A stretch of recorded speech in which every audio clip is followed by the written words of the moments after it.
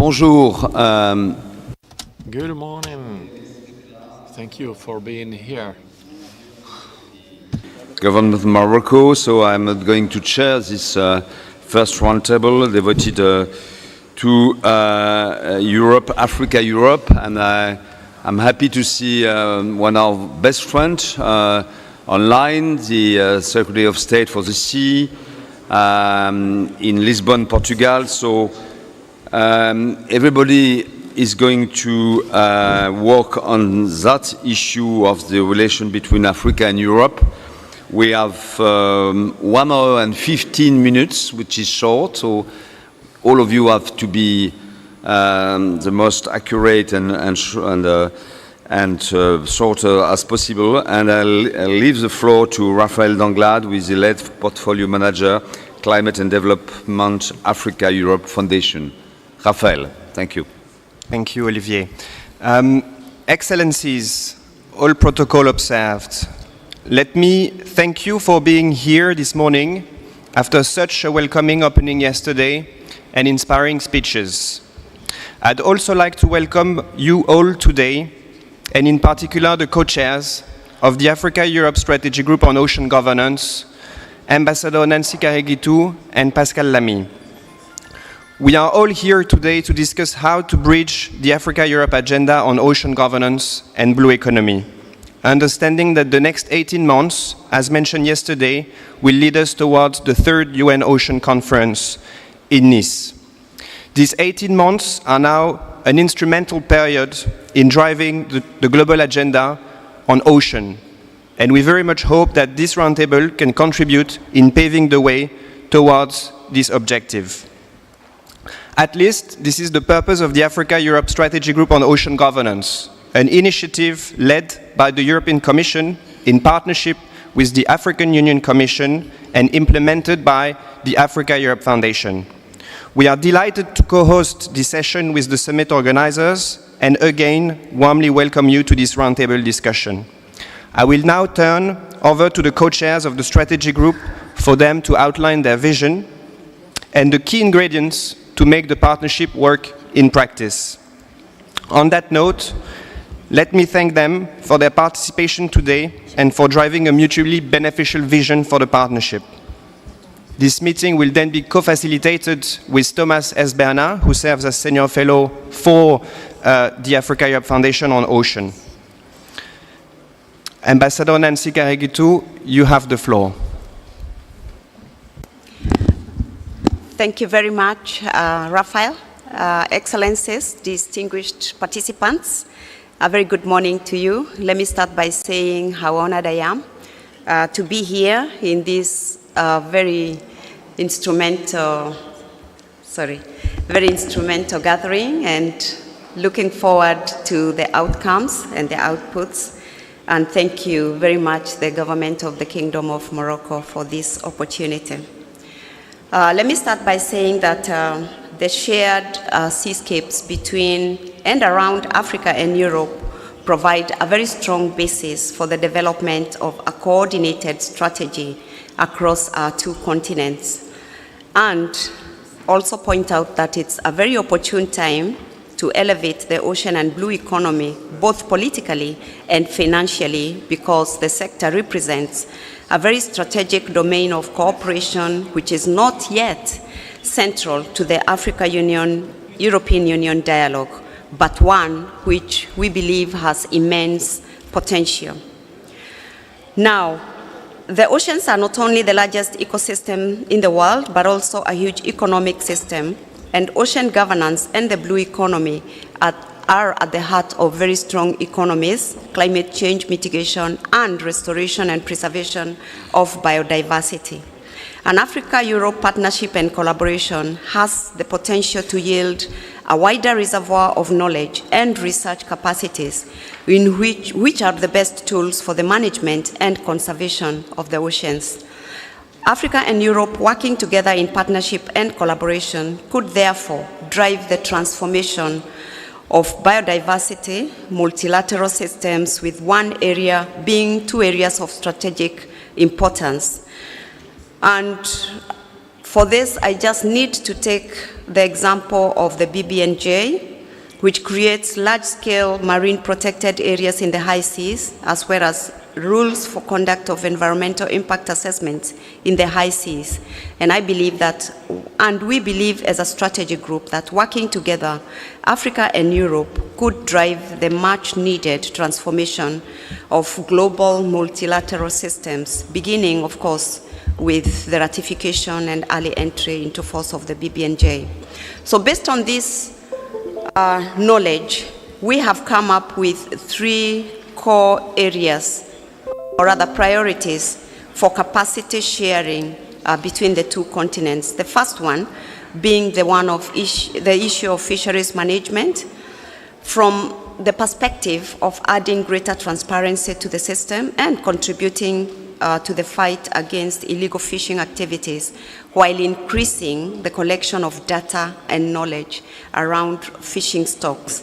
We're looking at more stakeholder engagement, technology and data infrastructure that is enhancing transparency through deployment of technology such as satellite monitoring systems, automatic identification systems, and any interventions that are aimed at increasing data collection and knowledge about fish stocks, and also revision of policies and regulations, and capacity building and training.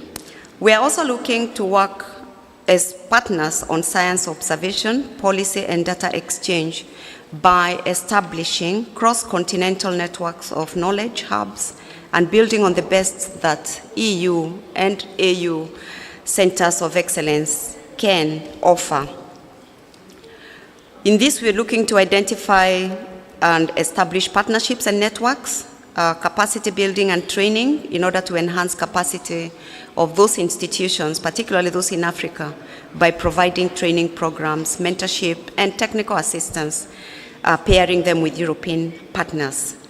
Lastly is to identify projects of common interests, starting with marine protected areas and sharing best practices to accelerate the 30 by 30 objective and associated community benefits.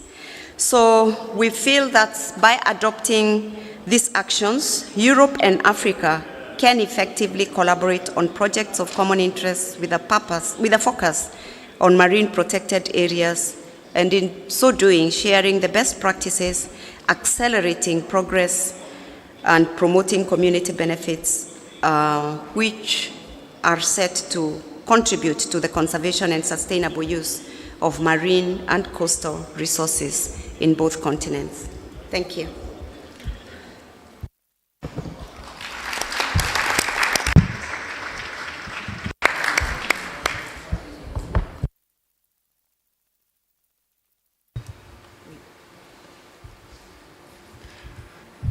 Bonjour à toutes et à tous. Good morning, all. I will be speaking in French. Nancy speaks in English. I speak in French. We have decided to share the task load between chairs. I will obviously not repeat what has been said. Just to tell you a few things on what the Africa-Europe Foundation, which recently, through 3 different organizations that actually came together to build the foundation, Mobile, the Friends of Europe, which is actually consecrated to European integration, and one which is the NGO of our friend, Bono. And these 3 organizations actually submitted to European authorities as well as African authorities. That is the European Union and also Commission and the African Union Commission. And so we have a project that consists to actually go further in cooperation between Europe and Africa with regards to the practical institutional mechanism. That is the Euro-African Summit that takes place. in the regular periods where we come up with often long declarations. Let's be frank amongst each ourselves, not all the time. Sometimes we follow these with some effects. So two ideas. First of all, to have the declaration, but it's even better if we can follow these up with actions, and that this could be the case for independent bodies to be interested in evaluating the implementation of everything that has been decided on between the European and African authorities. It is going to be a first mission of this Africa-Europe Foundation. And secondly, it would be good to associate this partnership principally to have it the principal vector of development and from the European Union towards the African continent, and to try to change how things are done. And it will be important for our structure to actually associate with this partnership and also with other official authorities like civil society organizations, companies, academic authorities, and try to adopt a model like what we call the multi-stakeholder approach. This idea flourished, and the authorities from both sides were in agreement to confide in this foundation the mandate to evaluate this cooperation regularly, and also to actually establish partnerships in a certain number of sectors like agriculture, energy, environment, and recently the issue of oceans, and this is why we created this group that we have today the privilege of co-presiding. The idea is to give priority of our actions, what we call amongst each other, what we call impact-related or impactful partnerships. So we are not just here to meet, we are not just at a place where we're going to think and define and reflect on the big things for the year. We are in some sort of an incubator. We are a laboratory that would allow us to have field initiatives that would be deployed positively. And this, I would like to indicate a certain number of points on which we would be focusing. So we have questions of fishing, sustainable fishing, and we also have two partners in the North and the South Mediterranean Ocean. We also have the question of protection. So protection for environmental reasons and also scientific reasons, scientific issues with regards to the African continent. We have a certain number of scientific center of excellences that could be linked up to work with the sister institutions in the European continent. We can talk about carbon capture, and also be it marine carbon capture, or even with regards to coastal transport, or even port activities. So I will not repeat many of these. I would like to emphasize the spirit or the mindset with which we're working. We are not here to just come up with declarations. We are here to try to do concrete projects. And this being said, this will lead to cooperation that we have initiated. And so the positions of the European and African authorities internationally, notably in terms of international negotiation with regards to the plastic treaties that we're going to try to coordinate our positions that could differ, and it's perfectly legitimate, but with regards to the different reasons for our project, we spoke about this yesterday evening. We're going to do our best to ensure that the ratification of these high seas treaties are actually done quickly enough, because be it in Europe or in Africa, we actually signing and also the ratification is quite necessary, and this would allow us to obtain the benefits for which these treaties have been actually enacted. And so, once again, it's a question of partnership, cooperation on the field, and not just coming up with declarations. And I would like to conclude in saying this, because all what we could do in the discussions that would follow, it would be to actually orient us towards projects, not ideas, but projects. Projects would be welcome.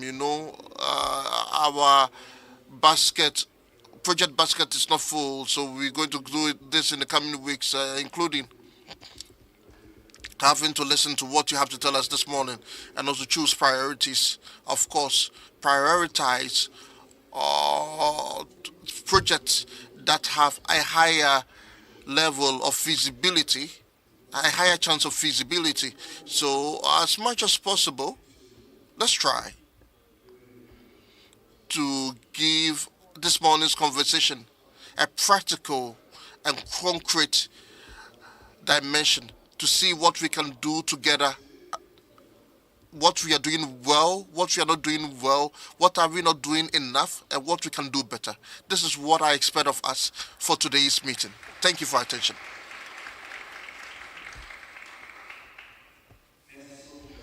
Thank you.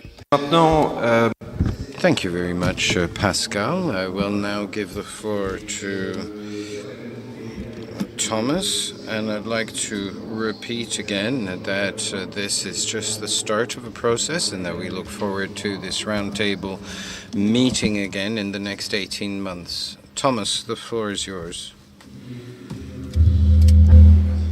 And thank you to the co-chairs. It's a real pleasure for me to be here. I think yesterday was already a very, very strong introduction to the discussion of today. I cannot sort of imagine a better crowd and sort of better minds around the table today to actually look into the future. I think, Pascal, you just say we're not a think tank, and I could not agree more. What we are, though, is probably an action tank. It's something very much focused towards solutions, towards action, because indeed, and again, yesterday we've talked about it, we don't have so much time left to actually be on the right tracks. Again, I think, Pascal, yesterday you've mentioned that it took us 20 years to arrive, or to sort of come from the knowledge on the issue of harmful subsidies on fisheries to an actual agreement. We don't have 20 years now left to actually sort of come to action and deliver impact now for ocean. Now, I think what a very, very opportune moment and place to actually, of course, organize this gathering today in Tanger, in Morocco, and on the African continent. The African continent is certainly a blue continent. And as much as, for instance, you've just also mentioned the power of the cooperation and strong collaboration between Africa and Europe for the ratification of the BBNG treaty that indeed can change the world, truth is that same angle can be applied to everything that relates to ocean and impact. When Europe and Africa can really team up and put their strengths and will together, I do very much believe, I know that it can change the world. And this is nothing less than why we are here. And so without further ado, I think let's start the discussion. But first and foremost, I'd like to invite Shalina Vicheva, the Director General for Maritime Affairs and Fisheries at the European Commission. Your Excellency, from the perspective of the European Union and European Commission, how can the ocean partnership between Europe and Africa become a central pillar for the relationship? What legacy will the current EU political cycle leave to the next one, starting, of course, next year in 2024, and in particular in relation to ocean governance and blue economy with the cooperation, of course, with the African continent? Please, over to you. Thank you. Thank you very much, Thomas. Good morning to everyone. And I will start with thanks first to the co-chairs, but also Africa-Europe Foundation, and of course to our hosts from Morocco. A very warm welcome yesterday as well. We managed to taste some of the delicacies of the country and to see some of the art, so thank you very much. Thomas, on your points related to how to develop a real hub of tools and ways to work with Africa, probably I will come to three elements. And the first one is partnership.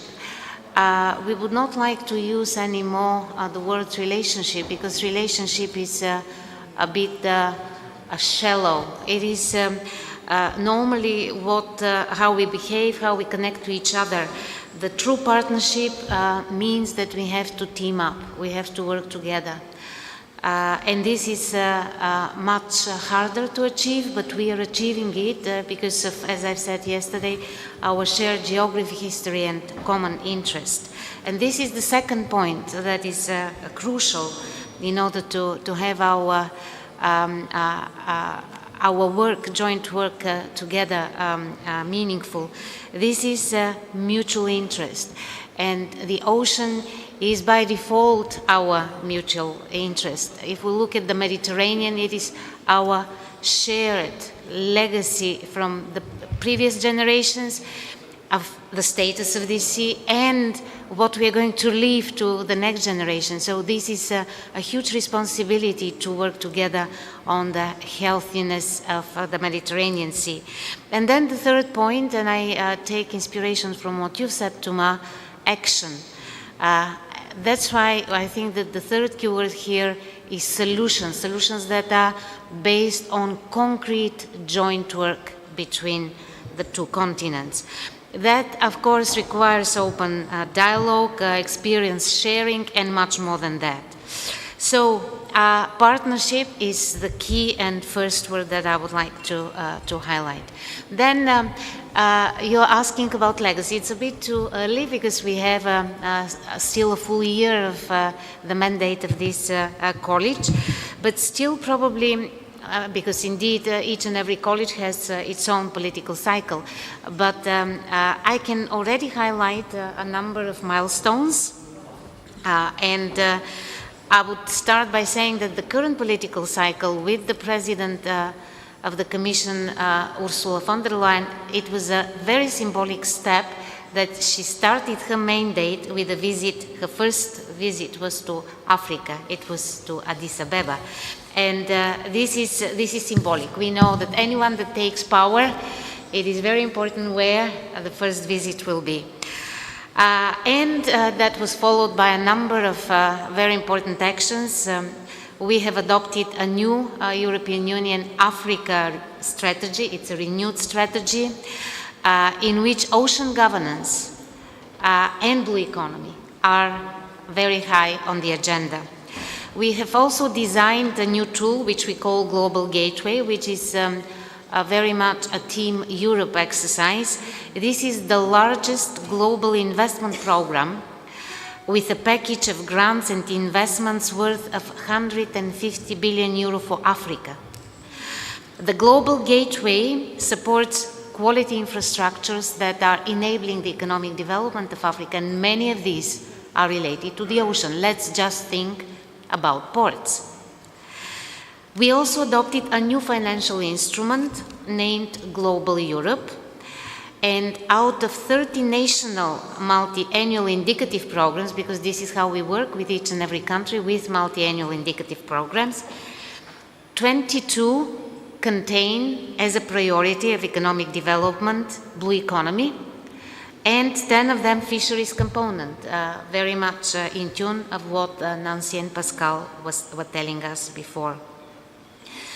And I would like to continue on something that I mentioned yesterday, maritime security, that is a major enabler of blue economy and sustainable use of the ocean and sustainability in general of the ocean. This is with this regard that we are dealing in a number of regional ocean programs for Africa. And for these regional programs where cooperation is at the heart, for these regional programs we allocate 180 million. And I will mention these regional programs because it will be interesting for each and everyone that comes from Africa to know what the opportunities are to cooperate between the two continents at regional level. And we have the West Africa one, the Blue Benguela Current, the Western Indian Ocean, Central Africa, and the last one, Safe Seas for Africa, where, as I've said, maritime security is at the core. Our action goes beyond financial support, because normally Europe is perceived with the big donorship, with the many grants and economic investment that we offer. But beyond that, we support the overall framework in which we cooperate. And this is the new partnership agreement that was just signed, for example, with the OACPS, the Organization of the Caribbean, African, and Pacific countries. So this wider framework of cooperation, for the first time, mentions blue economy and ocean governance as a top priority. And not only that, in each of the 3 regional programs or protocols that are part of the OACPS partnership, we have again ocean governance as part of it. This is not just a symbol, this is a framework for very deep cooperation and partnership in this area. We are championing a number of initiatives, especially in marine protection, which is very dear to the European Union. I've mentioned about the Green Deal, and the blue element in there is absolutely essential. We work, for example, in the BBNJ negotiations, the European Union was playing a key role together with the African countries. And now I will join all the narratives from yesterday and today. Our primary objective is ratification, and after that, even more complex task of implementation. And we have really committed as European Union that we are going to help this process with all our forces, not just financing, but technical exchange, technical work, knowledge and science, everything it takes. I would like to mention also our leading role as European Union in regional fisheries management organizations, again coming back to the priority that was highlighted by Nancy and Pascal. We participate in 18 of these regional fisheries management organizations, and our primary goal is sustainable stocks, sustainable marine resources, and of course, on the basis of that, what we can sustainably use and how we can influence fisheries practices and fisheries policies so that we can take only what is above what we can sustainably, below what we can sustainably fish. Another tool that we use, and this is a tool that we basically implement in Africa, are the Sustainable Fisheries Partnership Agreements. And we worked very hard in this political cycle on a number of these fisheries partnership agreements. A very key component in these partnerships is the sectoral support, where we allocate money for science, for control, for sustainable management of fishery stocks. So again, very relevant and an important building block on which we can work further. And of course, I cannot miss the opportunity to say that the European Union is a champion of the fight against illegal, unreported and unregulated fisheries. We started our policy 10 years ago, and it took us not 20, but 10 years to establish a policy that is now on the top political agendas of everyone. We have managed to come in a global alliance together with the US and many other countries, but all started with the policy of the European Union. And we know, I'm not going to come, why this fight is so important. It's not just that it is for food security and sustainable management of the marine resources, but also it is for the fair level playing field of all the communities and honest fishers in the coastal areas. And because we're talking about concrete actions, I will conclude by mentioning two, I just picked them, two concrete actions that we have embarked on.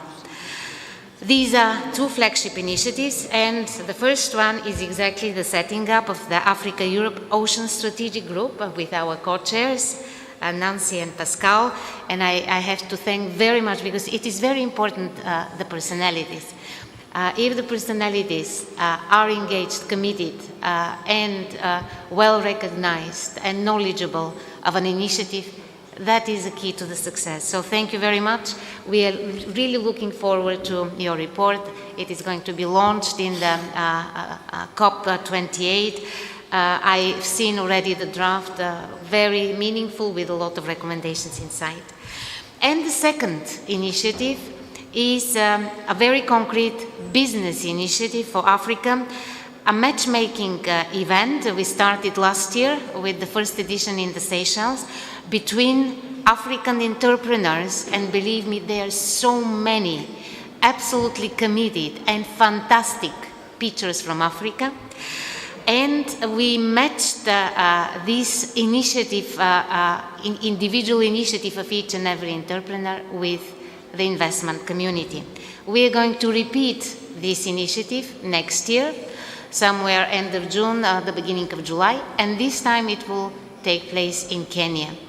Now it goes really overwhelmingly high because of the success last year.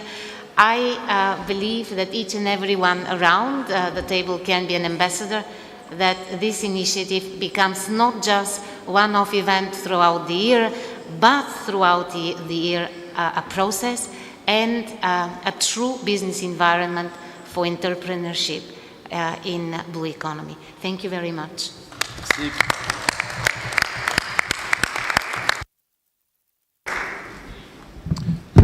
Thank you so much, Director General. I think the few words I want to pick from what you just say is partnership, mutual interest, and action. And I think those are certainly why and sort of the core of the reason why we're here today. And so without further ado, now I'd like to invite Amel Hamza Shafé to give a bit of an African regional perspective.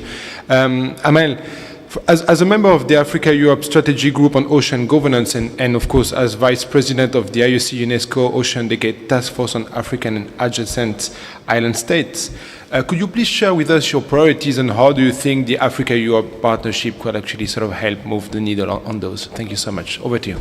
Okay, thank you very much. I'm really happy to be here. I was thinking about the title I could give to my presentation. As teacher, we give titles. So the title I choose for this round table is Telling Stories and Sharing Experiences for Africa and Europe. As you can see that when we tell stories, we target the subconscious mind. So we are more impactful. That's why I will tell you a few stories about this question.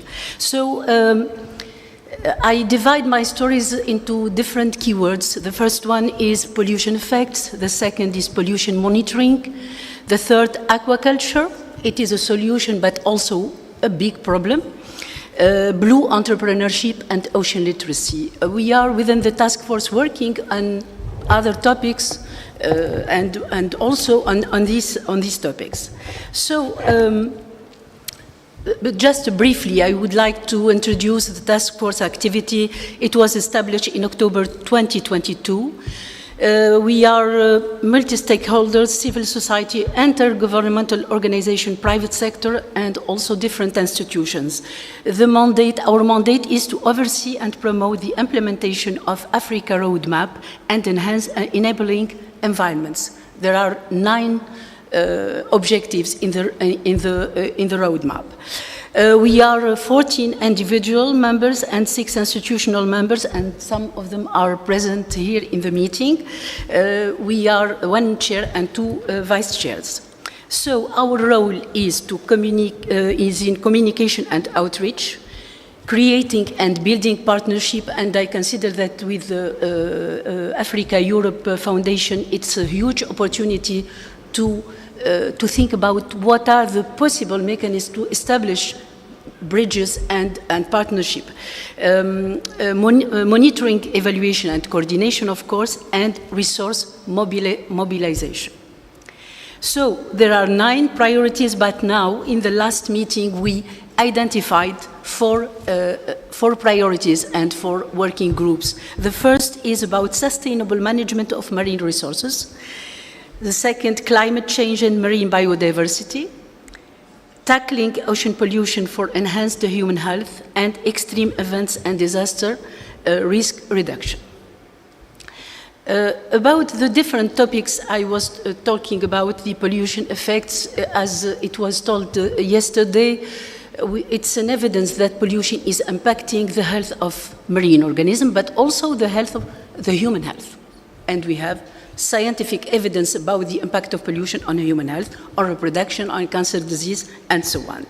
The first recommendation we can make in this point is about the necessity of implementing monitoring programs for countries. There are already existing monitoring program, efficient monitoring program in France, in the United States of America, in Tunisia also. So there are few best practices, and perhaps we will establish a handbook of best practices, blue best practices, that will be shared by different countries, and we will be able to use. It could inspire different countries. About aquaculture, so offshore aquaculture is a solution. For example, in Tunisia, we developed since many years offshore aquaculture, but it is impacting the seabed. So we need to have a sustainable offshore aquaculture. And for that, we need to have best practices also. About blue entrepreneurship, this is one of the topics I am passionate about. As in Africa, in Europe, we are facing unemployment challenges. So it's very important to think in a different way and to change the mindset of education at the universities. Because generally we are giving information, knowledge, we are sharing knowledge, but we don't give the entrepreneurship mindset, which is very well developed in the United States of America. That's why, for example, in Tunisia, we have had an experience with Massachusetts Institute of Technology in which we are teaching the entrepreneurship to our students, how you can turn your ideas into business, and to create the statue of student entrepreneur, level 1, level 2, level 3. These are also best practices to be shared at the African level, I don't know, perhaps at the European level also. So for entrepreneurship, we developed a concept named combining technical and soft skills to turn ideas into business. So we work with students, it's a very practical issue, it's not, c'est pas de la théorie. We train students, researchers, during 3 days. They work on their skills, on their technical skills, on their values, and then they connect with their multiple intelligences also, and then they draw their project and they make the pitch. So it is a very practical matter. I experienced this at different French universities and also at my university. So this is an example that could be used, could inspire other countries. The fifth story is about ocean literacy and the importance of raising the awareness about oceans. There are many initiatives, and I think that ocean literacy is one of the most successful topics in the UN decade. And we need to start, as I said in Bizerte, since the kindergarten, by telling stories about the marine environment, the importance of marine organisms, and the problem linked to pollution and the impact of pollution. So ocean literacy could be at the level of formal education and informal education. There are different ways, there are tools. Now with IOC UNESCO, there are many initiatives, many events related to ocean literacy. So coming back to the question, I consider that from a practical point of view, what I suggest and what I suggested to during the last meeting of the task force is to invite Africa-Europe Foundation to be a partner in the satellite event we will organize, the task force will organize in Barcelona in April 2024. So Africa-Europe Foundation is welcome, is more than welcome to be our partner. And if other people, other institutions are interested to take part of this this event, we will be happy. So we can also establish, work on a handbook of Bleue best practices. It could be electronic, I don't know, interactive, whatever. Education. I think that we can do many interesting tasks related to education, promoting online learning, SPOOK, MOOC, and all the different possibilities IT tools gave us to share more knowledge, to share more information about seas, how we can promote different initiatives and share them with the maximum number of people. So I consider that we are complementary, Africa and Europe. We have a long story. Again, I'm talking about stories, a long history, long story. And we will find, I think, that during this day and perhaps making the follow-up, we will have the opportunity to find issues and mechanisms, practical mechanism to implement Blue entrepreneurship, ocean literacy, monitoring program, aquaculture. In Africa, many countries are doing very, very good initiatives. There are success stories, but we need to learn about these success stories and duplicate the success stories. Thank you very much.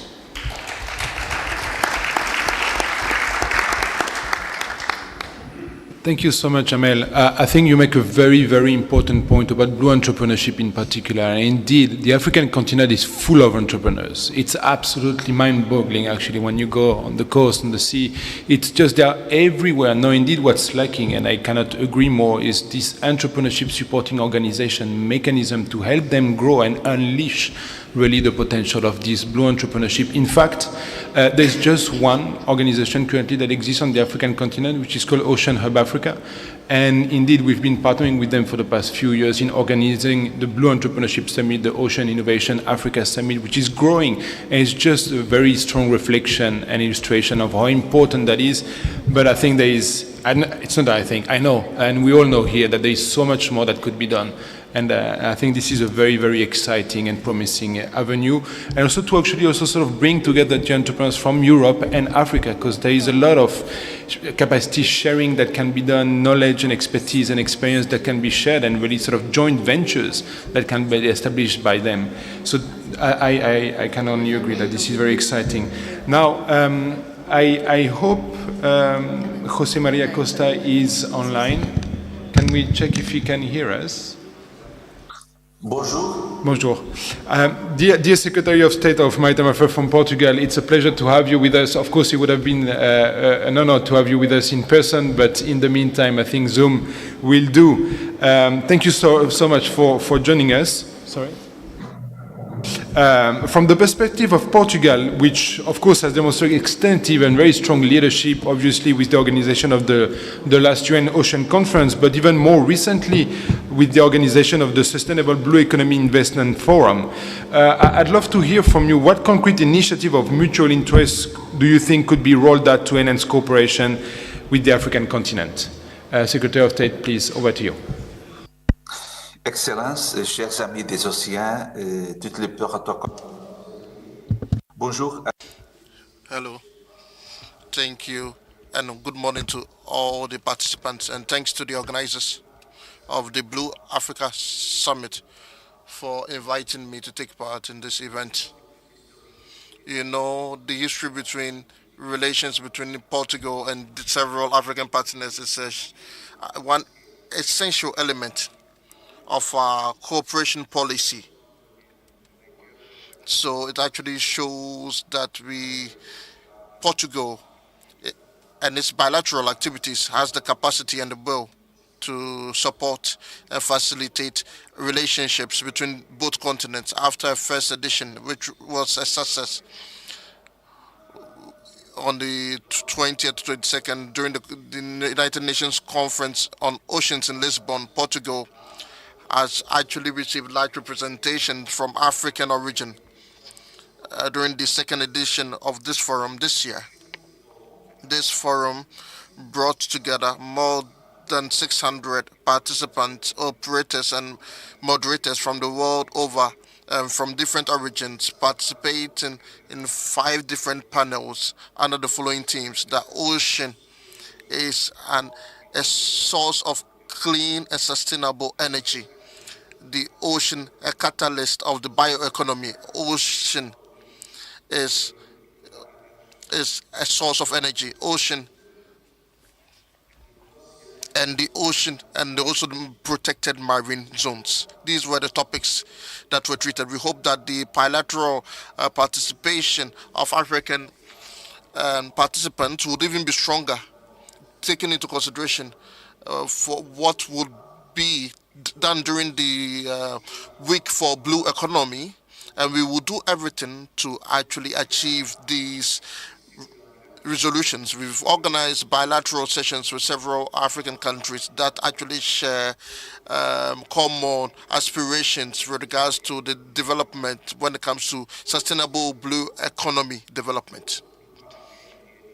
And we also have amongst our partners in the Lusophone area, we also have other partners outside of the Lusophone network, like Angola, we have Ghana, Senegal, etc. And also we can actually emphasize that we have experience with regards to transferring these experiences to the partners, as well as national partnerships, and also to consolidate the leadership of Portugal when it comes to international governance of oceans.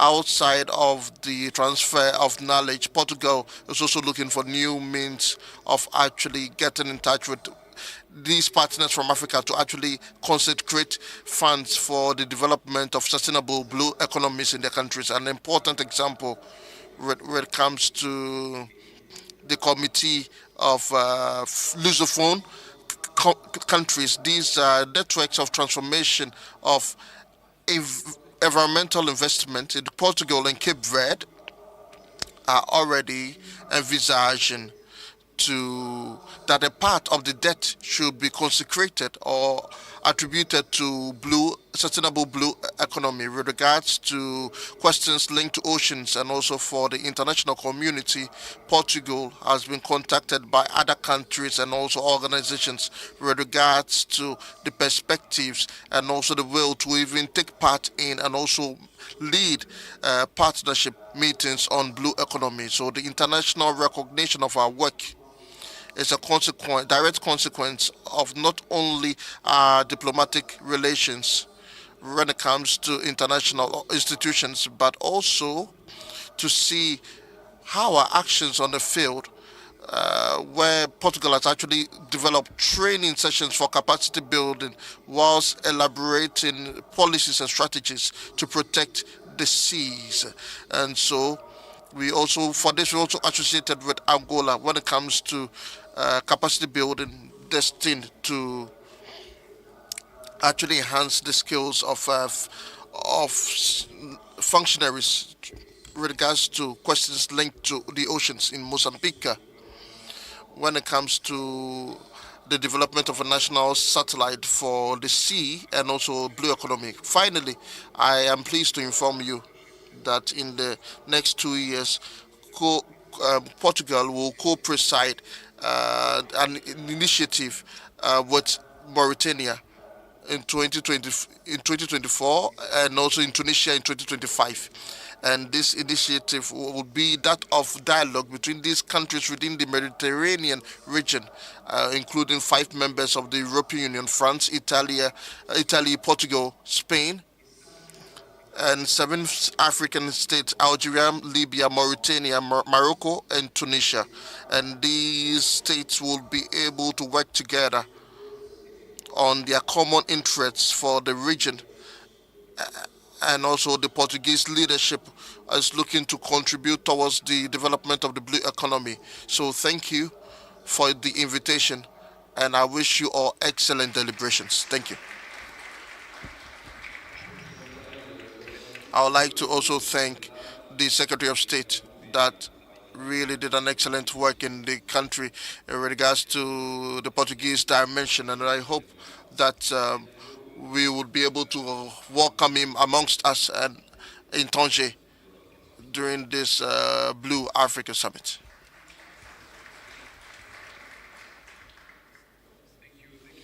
Secretary of State, I think those are extremely important points. The leadership of Portugal on blue economy and ocean at large. Now, I've been told that we don't have so much time left, so I'm just going to request the next speakers to really keep as brief as possible with your intervention. But of course, you know, we talk about ocean governance, blue economy, blue entrepreneurship. Ultimately, it all comes down to local communities, indigenous people, and really sort of local stakeholders.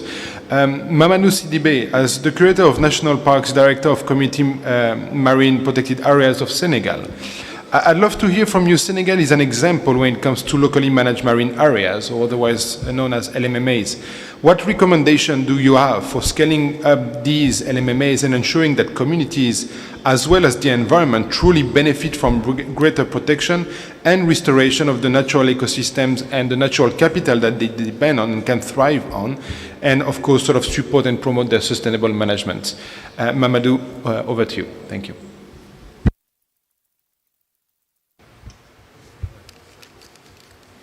Bonjour tout le monde.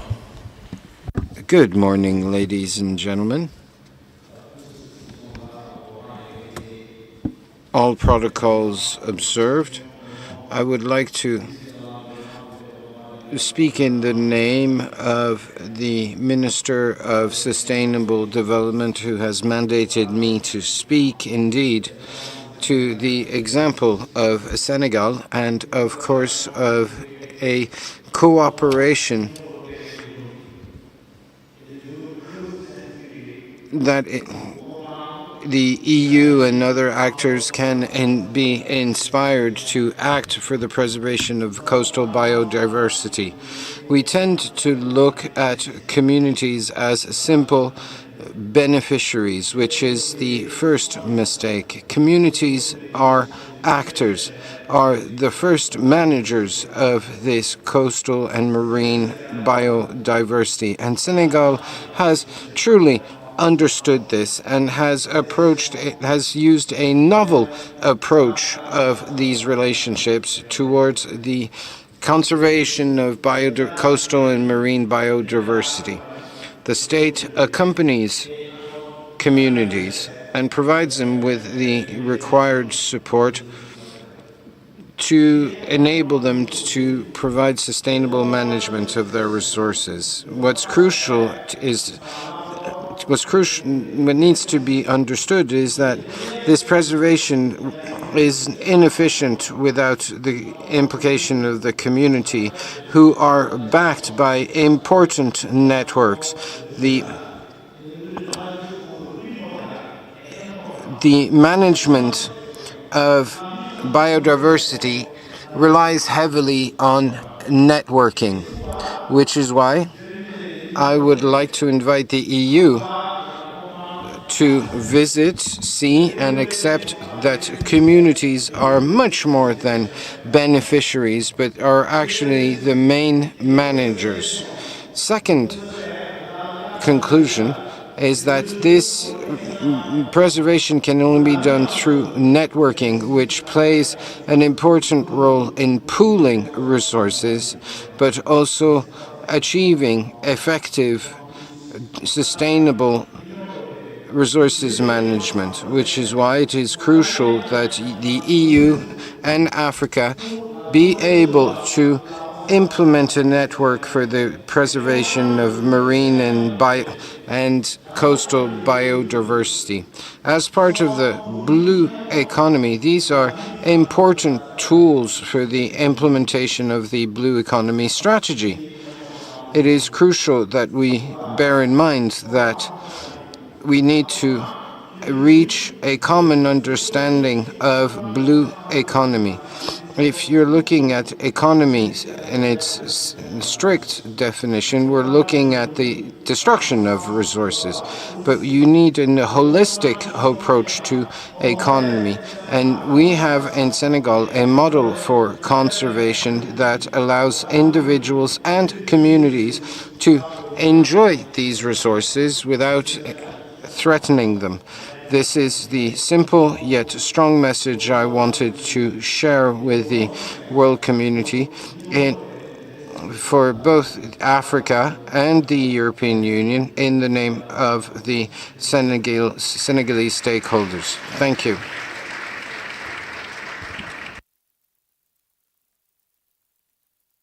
Thank you very much, Colonel. And indeed that ultimately indigenous people and local communities are not beneficiaries. They are the actors of the blue future, and they are the best placed stakeholders to really deliver impact on the ground. And you also have made a very important point that blue economy can still mean a lot of different things depending on who we talk to. And here we should very much focus on a blue economy that can generate positive outcomes for the people, for nature, for climate, what we call today a regenerative blue economy. And I think this is a very, very strong message. And now I cannot just not take this opportunity to, of course, sort of remind the audience that under the leadership of Comoros and President Azali himself was launched during the Africa Climate Summit, the Access Africa panel on the development and acceleration of a regenerative blue economy, which exactly responds and echo what you've just mentioned, Colonel. So I think here there is a tremendous opportunity also to build on that, to build on the partnership between Africa and Europe towards the acceleration of such a blue economy. Now, Sir Alejandro Abellan Garcia de Diego, I'd like to invite you to take the floor as Director General for Coordination of the Single Market and other European policies at the Ministry of Foreign Affairs and European Union and Cooperation of Spain. From the perspective of Spain, which currently holds the EU presidency of the Council, how can Spain and the continent of Africa work together better to tap into the immense potential of the blue economy, and again, here a true sustainable regenerative blue economy, and what immediate opportunities do you see for greater socio-economic and environmental cooperation? Your Excellency, over to you. Thank you.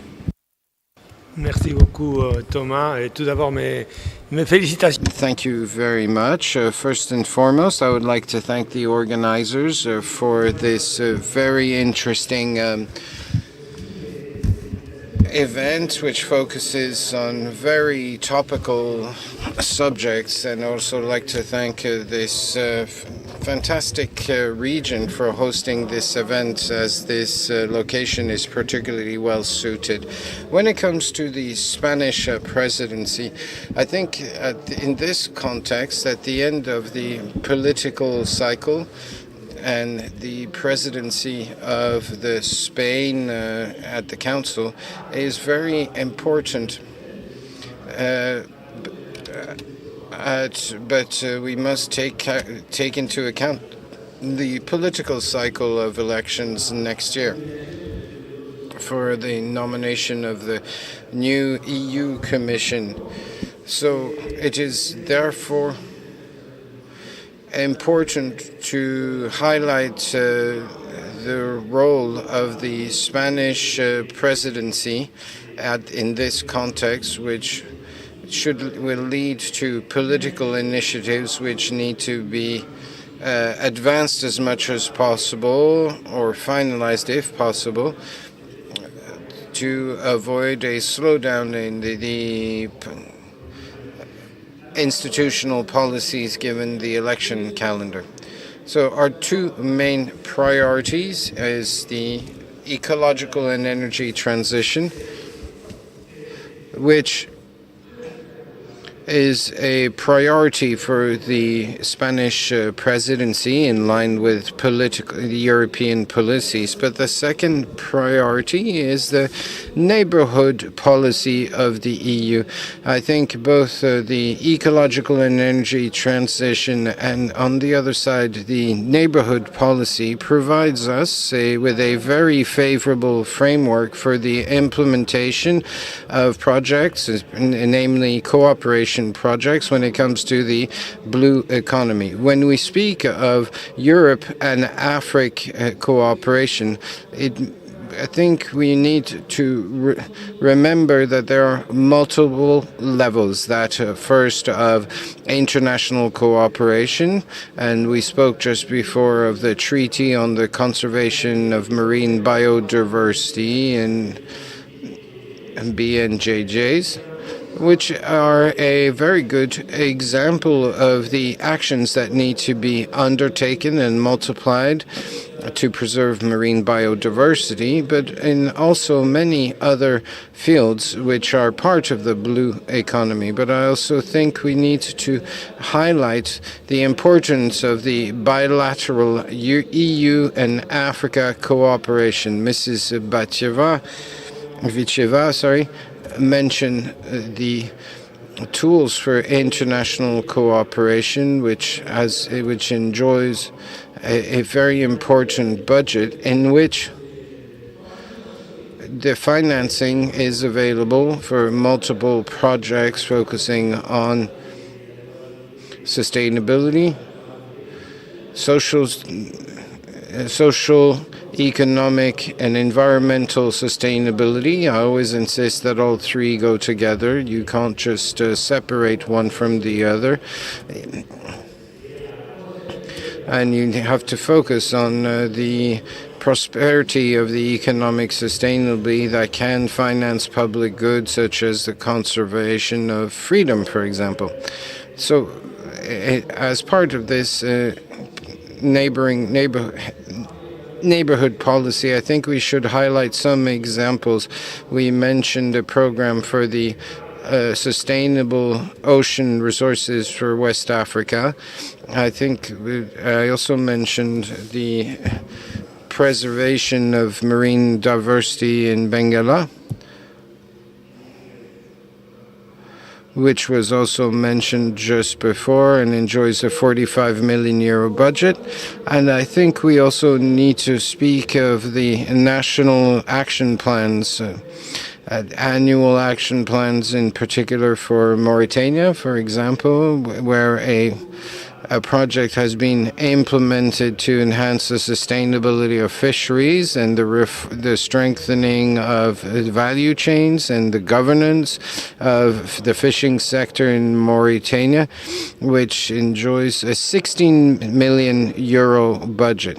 So given these, alongside these budget instruments, there are also elements of encounters, of meeting, such as this one here, which is a forum to exchange between Africa and Europe, to exchange practices, opinions, information, and which is particularly well led by the Africa-Europe Foundation, and which plays a crucial role as it provides a forum for stakeholders of the blue economy, be they institutionals or private, or just private, to accelerate projects for the economy. So my congratulations again to the Europe-Africa Foundation, who are here amongst us. Thank you again. So ultimately, I think we also need to speak also of bilateral programs as part of the EU strategies. We have three strategies for the seas: the Atlantic, the Black Sea, and the West Med, which gathers not only European actors but also African actors from the southern or the northern bank of the Mediterranean, which focuses on practical projects such as combating illegal and non-declared fishing, which was a topic of this strategy. And WestMed has recently produced a declaration on the blue economy, which is important and provides us with a framework and cause for hope to envisage how the stakeholders can gather and work together to forward the blue economy in the Western Mediterranean basin. And I would be remiss if I didn't mention the collaboration with the Mediterranean Union, where there is a strong collaboration between Europe and Africa.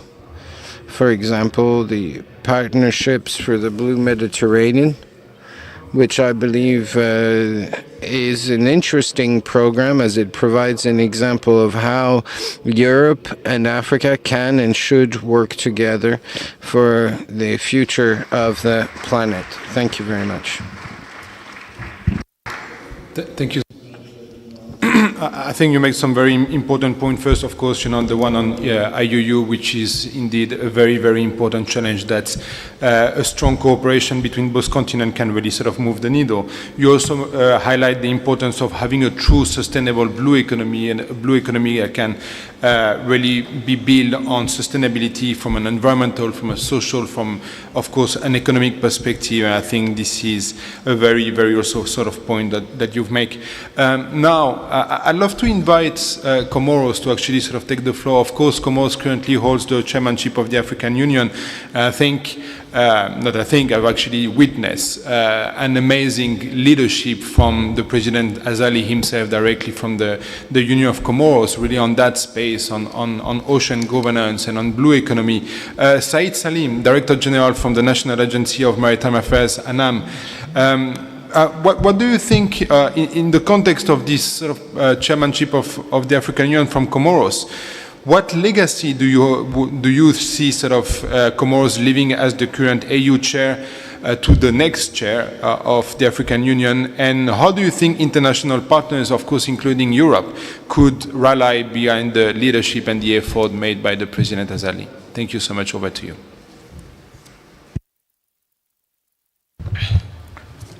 Merci beaucoup, le co-président. Thank you very much to the co-chair. And I see this opportunity to thank you for the warm welcome of this African country. Which has been reserved to us for this General Assembly.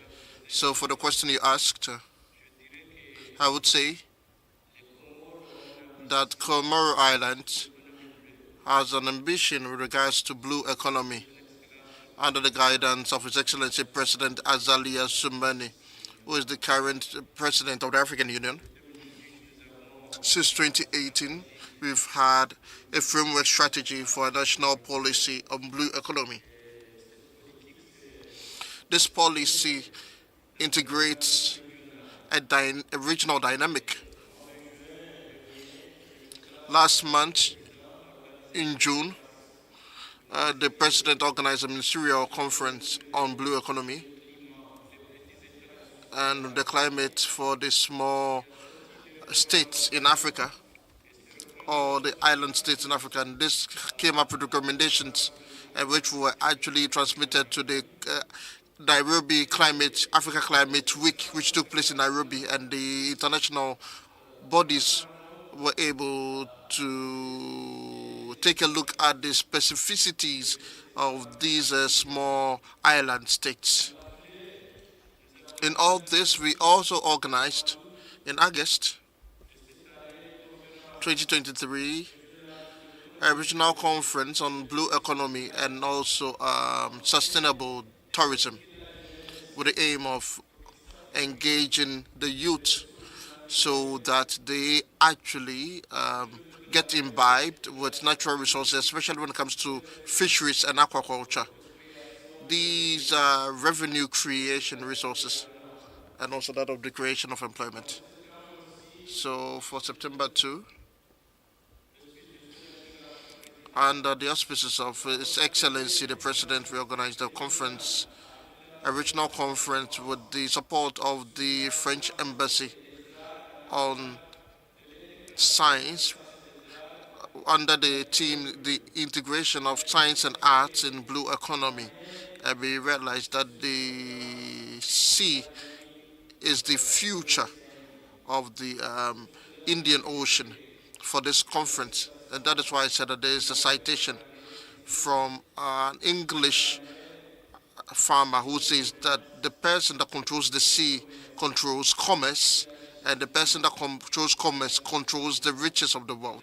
And the ones that actually controls the riches of the world actually controls human existence. So we have this wonderful wealth or source of wealth which we need to protect to the benefit of humanity, and also to protect these for the benefit of the continental states that have not had the opportunity to actually have a sea. And that is why I remember this sentence which was made by King Hassan II of Morocco during a conference on the maritime rights. He mentioned that, and I'll cite it, instead of talking about maritime rights, it is time to talk preserving the rights of the sea, not just talking about maritime rights. So he was talking to the leaders of Africa. So for us, integration in Morocco, which is an interface between Africa and the European Union, we ask that we know that we received lots of procedures from the European Union, and these procedures were not visible when it comes to the development programs, even amongst our populations too. But with regards to what was said today by the co-president, Madame Nasir Pascal, as well as directors, who said that this partnerships are satisfying because we are a new generation that have the destinies of our countries in our hands. We are not like those that came before us. We want to have simplified procedures with visibility with regards to the European Union. I'll give you an example. Comoro Islands, especially with regards to fisheries sector. About 30 years ago, we used to actually attribute about 45 licenses to European companies, licenses for fishing, and what we were receiving as revenue was not actually enough for the development of our country. The transfers that were actually given to us were not actually in tune or in correspondence with how much fishes were actually taken from our shores. So today, I believe that this is a language that will be clear and would allow us to have win-win partnerships so that we can have a transfer of skills, especially at the sectoral level for the fisher folk and also for the support of our maritime economy. Thank you very much for your attention.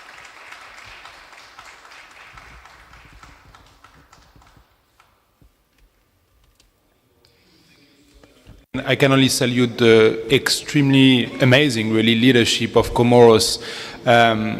We often call those small island developing states or seeds, but in fact, a lot of us rather call them BOS, the big ocean states, and you clearly sort of made a name for yourself there, I think.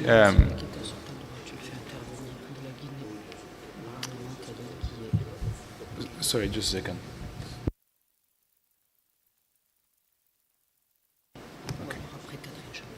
Okay, wonderful. So we're trying to sort of revamp a bit sort of the agenda because there is a bit of a timing constraints. We have the honor, of course, to have Catherine Chabot with us today in the room as member of the Parliament, but of course as a world-recognized sailor. Catherine, I'd love to sort of hear from you what legacy the ocean will leave to the next EU political cycle, and what remains to be done in the context of the next 18 months to ramp up cooperation with Africa on the ocean. Thank you so much. Over to you. Merci pour votre question. Bonjour à tous.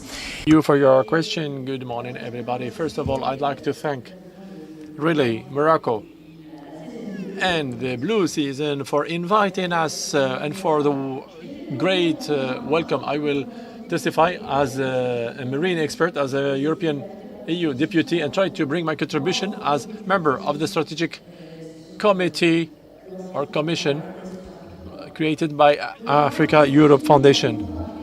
I'd like actually to remind us that the ocean is under pressure today. I'd like to testify on two aspects that are at the origin of my commitments in the ocean. 30 years ago, I saw waste in the Atlantic when I crossed first the Atlantic 30 years ago. And nobody was talking about it then. When yesterday, Mr. Lamin reminded us that we need time. It took us 20 years before we start getting interested and focusing on this problem. And this topic is quite essential that we should tackle at the same time as we develop and work for the development of our blue economy on the African continent and in Europe. The second testimony, it's the climate changes. I crossed again the Atlantic individually during a trip called the road to Rome.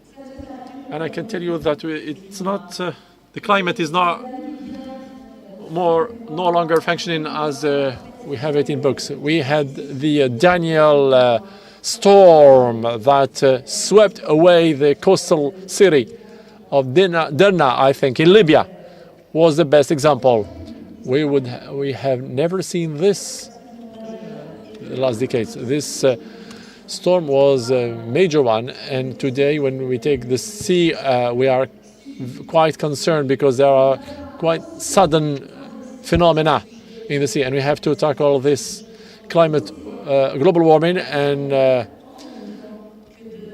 pollution and in oceans, and we need to have the ambition to develop our blue economy. Another testimony dating back to 20 years ago when I started my fight for the ocean. And I have to say that things are progressing slowly. But when we look backward, we see that we are quite moving forward. And as the Perpetual Secretary said yesterday, if our reading of Africa is limited, I can assure you, or even disappoint you, our reading for Europe and for France, although a large maritime country, is also limited.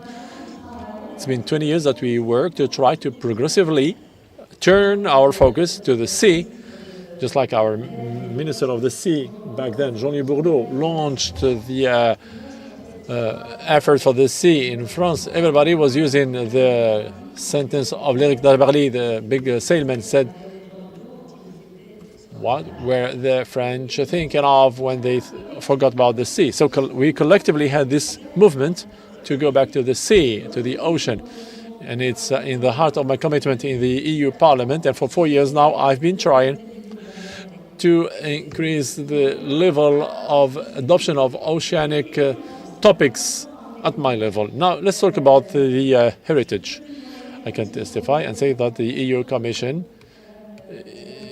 is working on the topic in order to make it progress, and I can testify that the main heritages, which is also the heritage of the previous mandate, will be, my dear Lamy and Jean-Pierre Ponce, it will be to regenerate oceans, seas and rivers, and we'll have to implement this schedule. We'll have to start to implement it with leading projects that I support, and I hope that it will also launch some call for interest, Mrs. Charlina, because we will have to accelerate its implementation, in my opinion, in the future months. In this heritage, we have worked on the implementation of the Green Deal, as you mentioned yesterday and earlier this morning.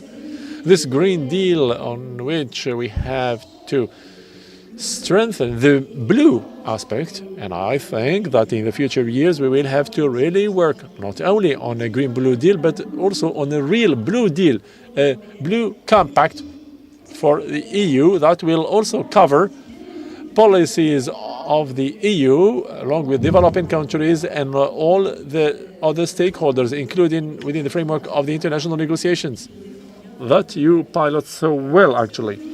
This blue deal, this green deal, was developed in different texts and acts, and I worked on it. For instance, I worked on the text of maritime pollution, decarbonating maritime transport, And this is one of my prides because I managed to include and put back sails on our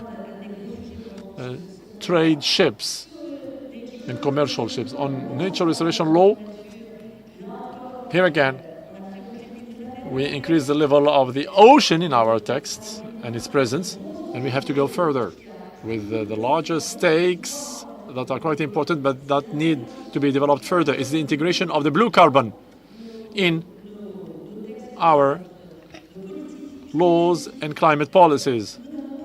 Since we don't have any defenders of the seas, forest seas, like we have defenders of forests, land forests, and we have to include blue development in our climate conversations and dialogues, and the EU should focus on it in the future weeks during the COP.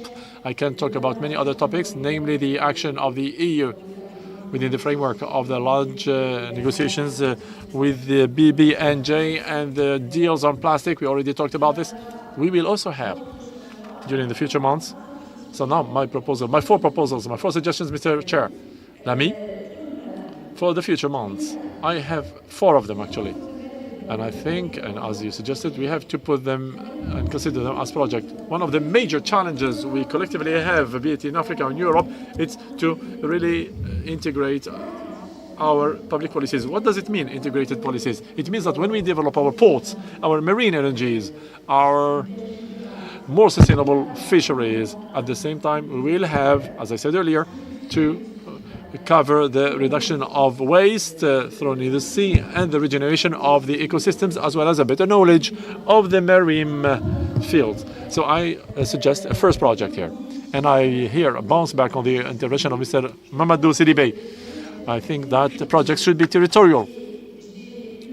And I did have the opportunity to make a couple of journeys to Senegal, and I did see the great initiatives of the community marine fields. I think that if we want to restore the mangrove is our most precious asset on our coastlines and marine spaces, and the mangroves, we have communities that are, as you said, Mr. CDB, the managers. They are the managers. And I still have exchanges with one of the women who is president of the Women Association, because she has a project to get rid of the plastic pollution from the mangrove. If we want to preserve this mangrove so as it feeds the communities, we will have to depollute it. So I think that it's one of the topics that we could integrate here. Second suggestion, and pardon me, around the maritime communities areas, we would address topics on climate, biodiversity, circular economy, etc., and of course of fishing and sustainable aquaculture, because women there have hives and produce delicious honey on the coastline. For ports, we'll have to develop energies. Apologies, Catherine, we won't necessarily have the time. I'm summarizing the 3 last suggestions. Apologies. All right, I conclude. So we have ports.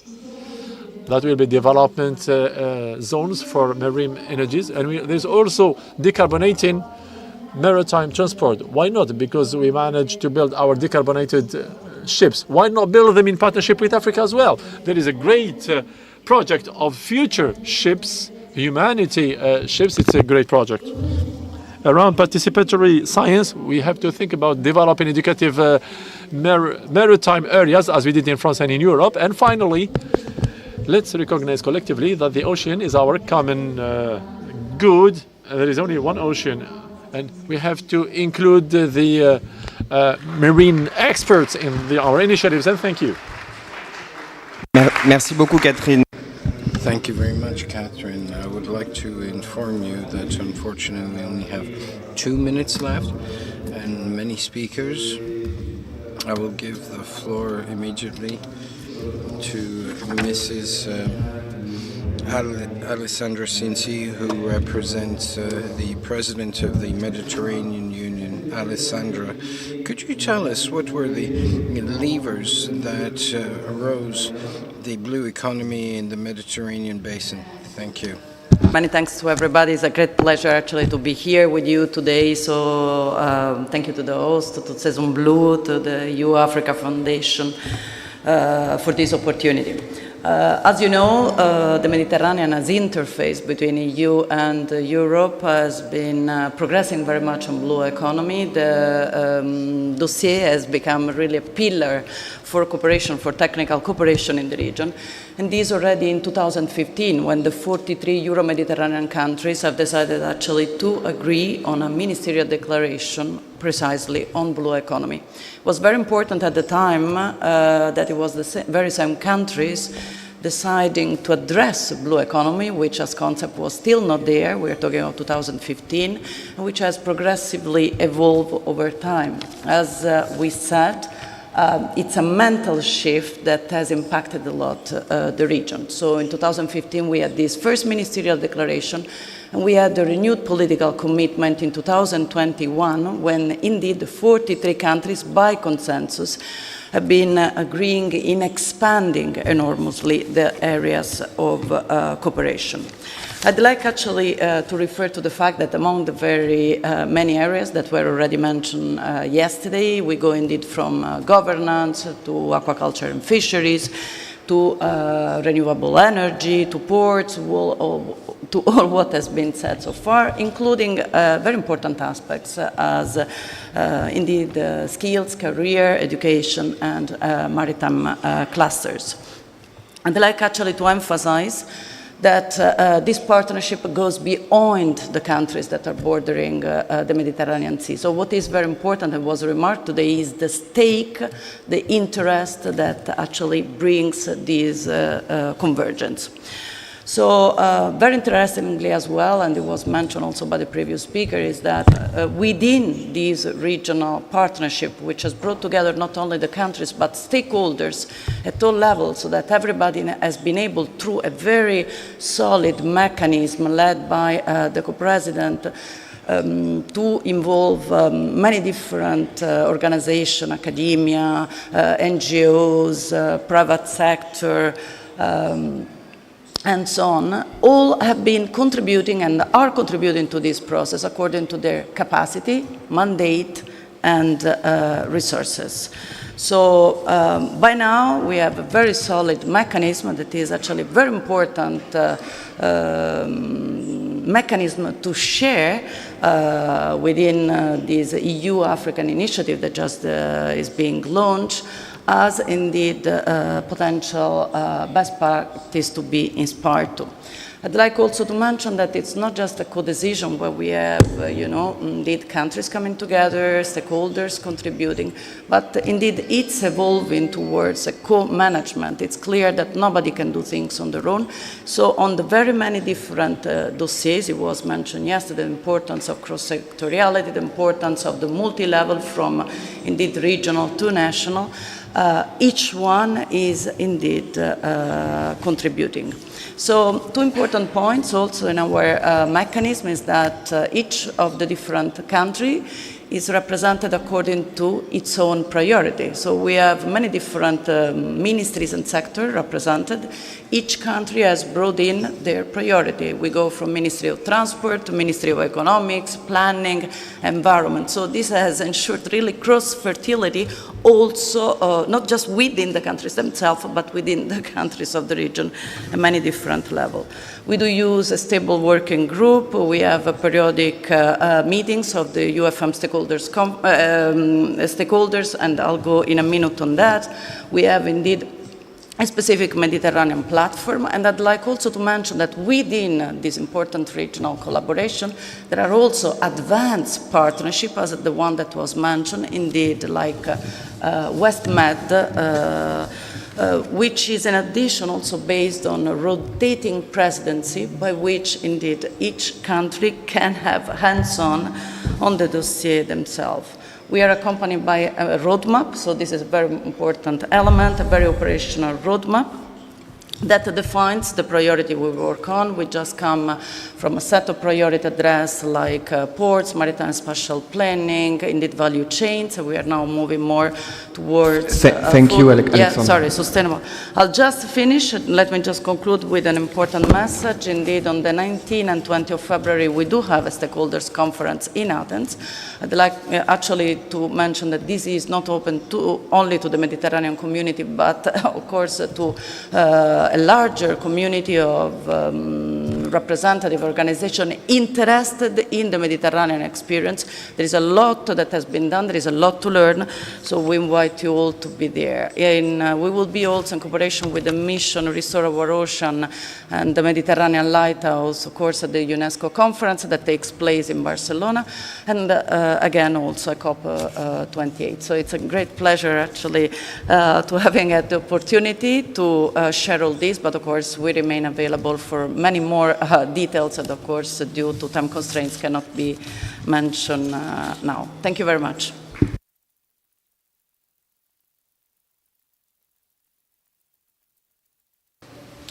So I know that we have very little time left, so I'm going to ask the next speakers just to keep your intervention to 1 minute, if it's possible. I know, I'm sorry, it's very little. I'd love to hear from you, Geneviève Pons, from as CEO and Vice Chair of the Europe de l'Or. And of course, as a member of the Africa-Europe Strategy Group on Ocean Governance, and of course the CEO and Chair of the Jacques Delors Institute, what do you consider as priorities for Europe and Africa, and as they move towards a key year for international treaty and for the preparation of UNOC 3? Thank you. Over to you. Merci beaucoup. Donc je vais parler. Thank you very much. I would like to thank you for inviting me. I will be very short. I will speak from both sides, as I am involved in a European mission and institute called Starfish. But I was born in Tunisia, which is from this dual point of view that I want to speak of European and African priorities in the upcoming priorities, especially in the context of UNOC SWIFT, the UN Conference on Oceans.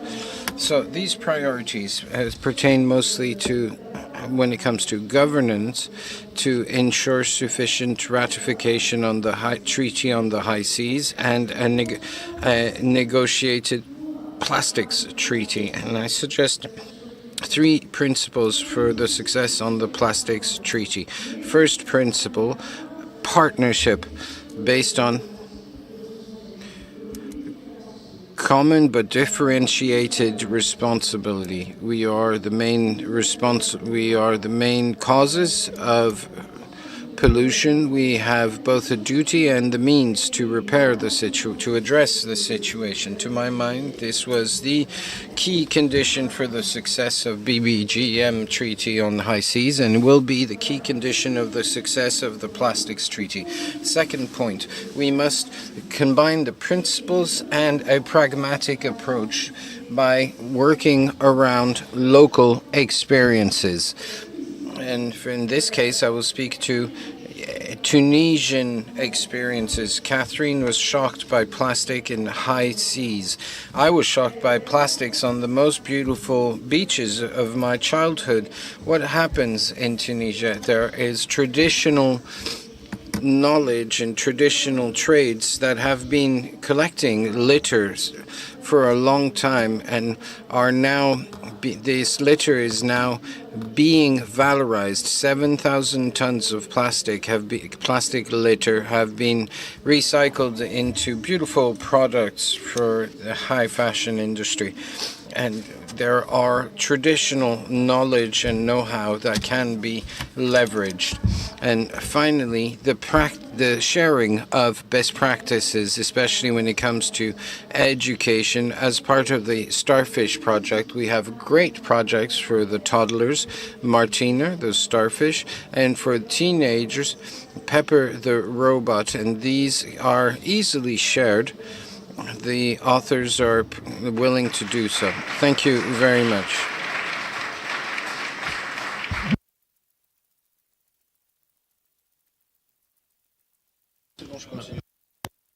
We have floor to Ibrahim from Guyana. I know that you wanted to intervene, so please, over to you. Okay. Bonjour à tous. C'est un grand... Good morning, everybody. It's a great honor for us to take part in this first edition of the Blue Africa Summit, as well as in this roundtable. I'd like to thank first Moroccan authorities and congratulate the members of the organizational committee of this forum who decided to offer us this direct exchange environment before acting for a sustainable blue economy. Regarding the agenda approaches, we remind here that the Guinea Republic has put blue economy as one of its priorities in their intermediary program adopted by the government. And I remind you that we are amidst a transition based on the 14th SDG by 2030, aiming at preserving and sustainably use oceans, seas, and maritime resources sustainably. Guinea has launched consultations with the different public and private actors to promote blue economy through the elaboration of a national blue strategy accompanied with a roadmap supported by UNDP. This strategy will also allow our country to present its potential to blue economy and put the water at the service of the West African and Guinean services. And Guinea is the water tank of Western Africa, so we are planning to have a project on the coastline in order to highlight the emerging and technological projects and innovative projects and focus on the industry and reduce the environmental impact and put in place a procedure for evaluation and monitoring and good management of the sea and ocean in Guinea. In order to succeed, a national platform of blue economy is being created.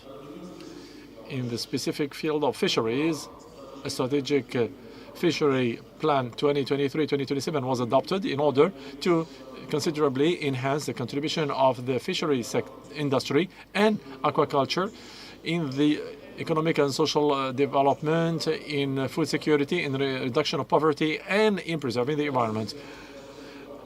There is no secret for everybody, and we all know that preserving the oceans will allow us to have a sustainable fishery and the livelihood of the fishermen with the practices of this generation-to-generation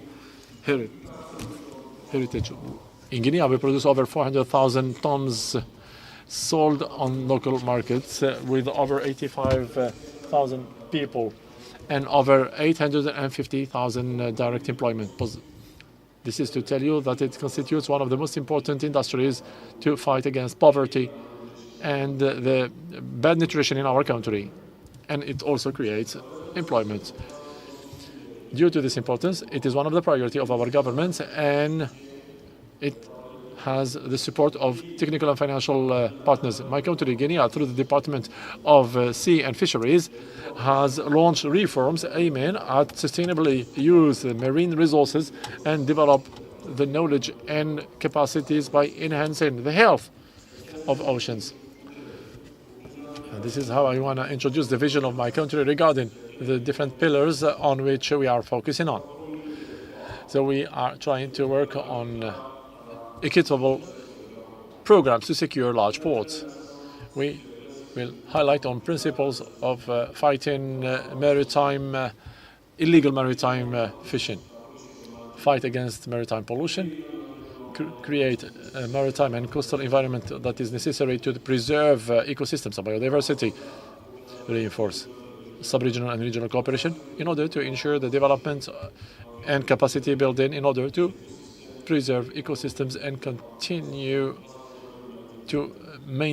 to keep away negative exploitation.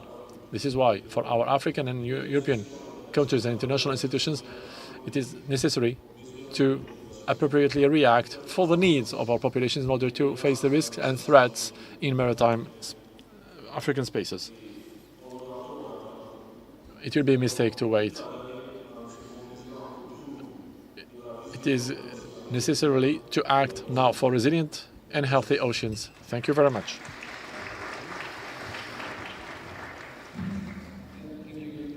Again, I think we have very, very little time left. So yesterday I know that Rémy said that he thought he was the only banker in the room. In fact, there was at least one other, Tostan Till.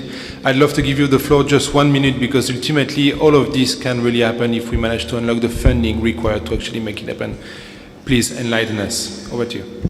Thank you very much. Delighted to be here. 4 quick points. One, we heard yesterday from Rémy Rioux of the Cartagena effort on ocean positive action of the development finance institutions. That is the finance pathway to enforce, increase the efforts from the development finance world, and we should all support it. Point 2, we heard about the importance of entrepreneurship in Africa. We have a wonderful process in Europe called Blue Invest that supports entrepreneurship. It links it with impact funds. We need to innovate around bringing that even more to Africa, use these expertise and abilities to roll that out as an equity investment opportunity. 3, on governance, we heard about the importance of these new international treaties. I was delighted to be part of the discussions on Article 52 for the new BBNJ agreement. It has a special fund as part of the structure. We now need to innovate about putting that special fund in place. So it's about the institutional structure, it's about cooperation between African group and Europe on how the modalities of this fund can work to deliver on the economy. And that links me to point 4. Innovation, implementation around these various treaties means we need new technologies, we need to use data and AI.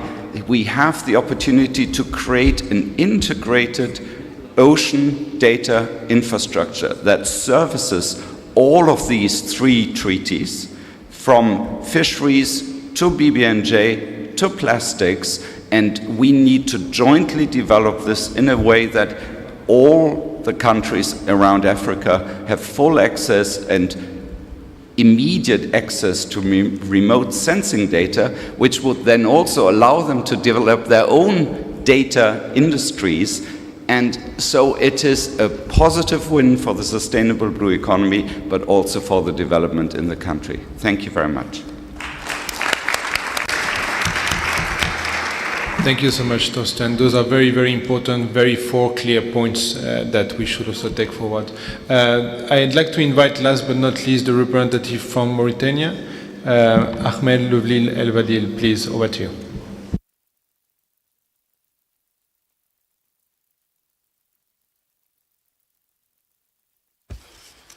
Merci.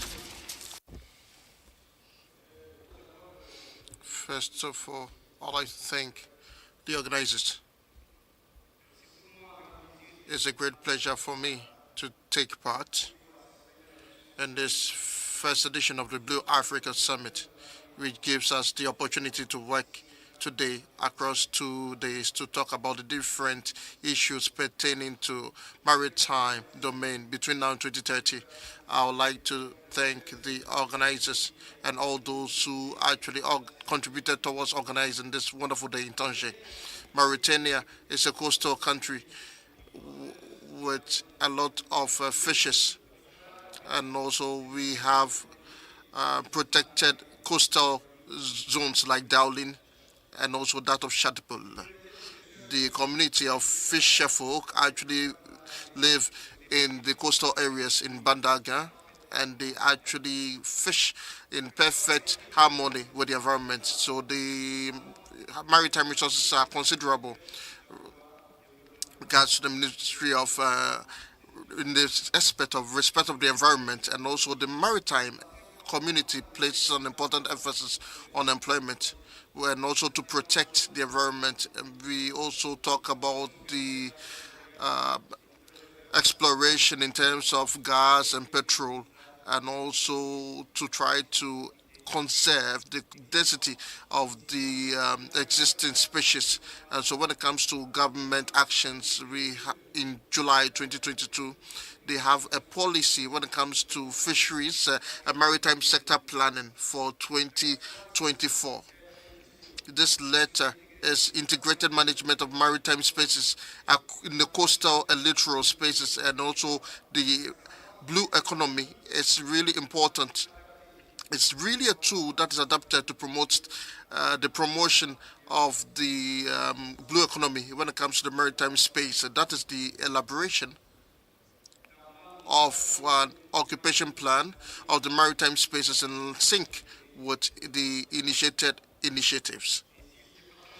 So the Department of Fisheries is called to actually play a vital role with regards to the implementation of a national observatory for the blue economy, and also the promotion of the blue economy strategy in Mauritania in conjunction with other departments concerned. These activities are going to be pushed to influence global development and also blue economy strategically, by having blue economy in Mauritania to actually inform the actors to actually become aware of the importance of blue economy in Mauritania. These incentives prepare the ministerial departments to actually coordinate in terms of blue economy, and also innovation and also sustainability with regards to the management of plastic waste, to actually help us to actually take advantage of different experiences actually lived outside to actually manage these plastic waste. So first of all, need to actually mention the commitment of Mauritania with regards to blue economy. We are now have the West Med initiative with Malta and also with Portugal. Mauritania has launched an initiative with the Arab League, and the President of the Republic will be present to actually emphasize on blue economy as a solution for food security and energy security. Actually, we are present in this summit to ensure that Mauritania actually takes part as a sign of the importance we actually accord to blue economy. And I thank you. The representative from Togo, Larry Batoupen, would like to also intervene, so please, the floor is yours. Please keep it to 2 minutes, please. Merci beaucoup, je ne vais pas. Thank you very much. I will not be very long. I would like to first of all thank the organizers of this forum, and also say thank you for everything we've heard relatively with regards to partnership between Africa and Europe with the aim of developing a blue economy. You all know the position of Togo in line with a blue economy, because in 2007, Togo organized the summit of heads of state and government on the safety and security, maritime safety and security and development in Africa, and it was a huge success. And today we think that the Lomé Charter, which has not yet been ratified, should be actually take into consideration all the different legal, environmental, economic, and other parts that deal with blue economy in Africa. And I would like to solicit all of you that during this forum, that this should be a recommendation addressed to all the countries and also the international organizations in order for them to act with regards to ratification of this convention or this charter, which is very dear to our country. Another important point which I would like to say in conclusion is that the organization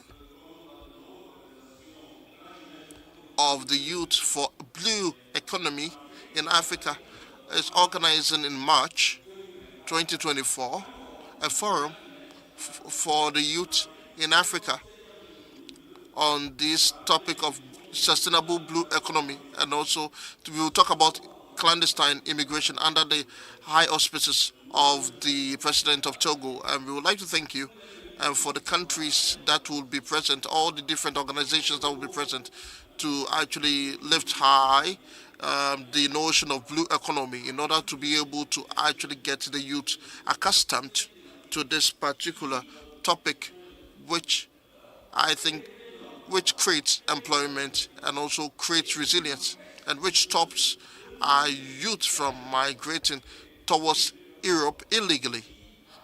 And this would, in a way, allow them to actually stay in our countries and develop our countries. Thank you.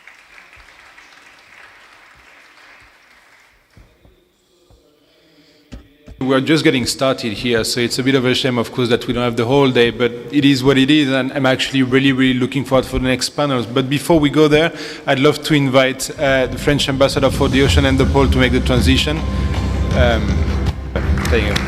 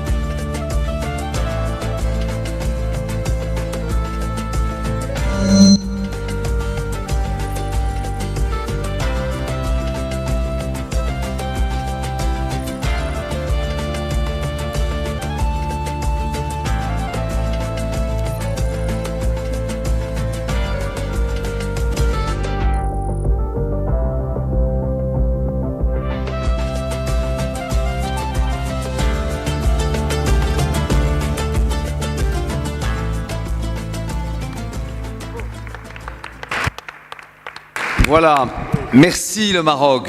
So, thank you, Morocco. Long live Tangiers. Thank you to all of you. Thomas Bernard, thank you for launching this first meeting of the Africa-Europe Foundation, which opens our event. But as you know, Morocco has two facades, one on the Mediterranean and one on the Atlantic, as the King of His Majesty, the King of Morocco, highlighted. It's an important facade, as it will allow for a better connection of the Sahel region, and the fact that Morocco is hosting this event shows how important this topic is for the kingdom. I'd like now to introduce the head. I would like to highlight how the participants here have had such a high profile. The president of Starfish, Fedra in particular, as well as the representative of the UN Conference on the Oceans, who will be leading this meeting on ocean knowledge and climate. Thank you very much. Thank you. I just want to remind the mantra of Pascal Lamy. Mantra. On est là pour accélérer ce mantra. La connaissance, la conscience, la politique et l'action. Oui, On est là pour accélérer excellent. accélérer un peu le rythme, mais aussi, je rappelle l'équation pour laquelle nous sommes là aussi, faire en sorte que la protection et la gouvernance. For the protection and resilience. And this is the topic of today's roundtable.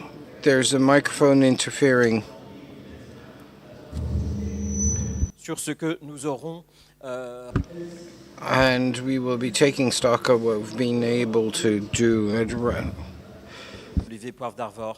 The base of the triangle is science and finance, and the top of the triangle is multilateral governance. And the Blue Africa Summit, which is initiated and organized for the first time here in Morocco, Monsieur le Secrétaire Perpétuel, is at the base and the heart of this triangle. So congratulations to you, to Morocco, for organizing this first circle, and we hope that it's going to turn more.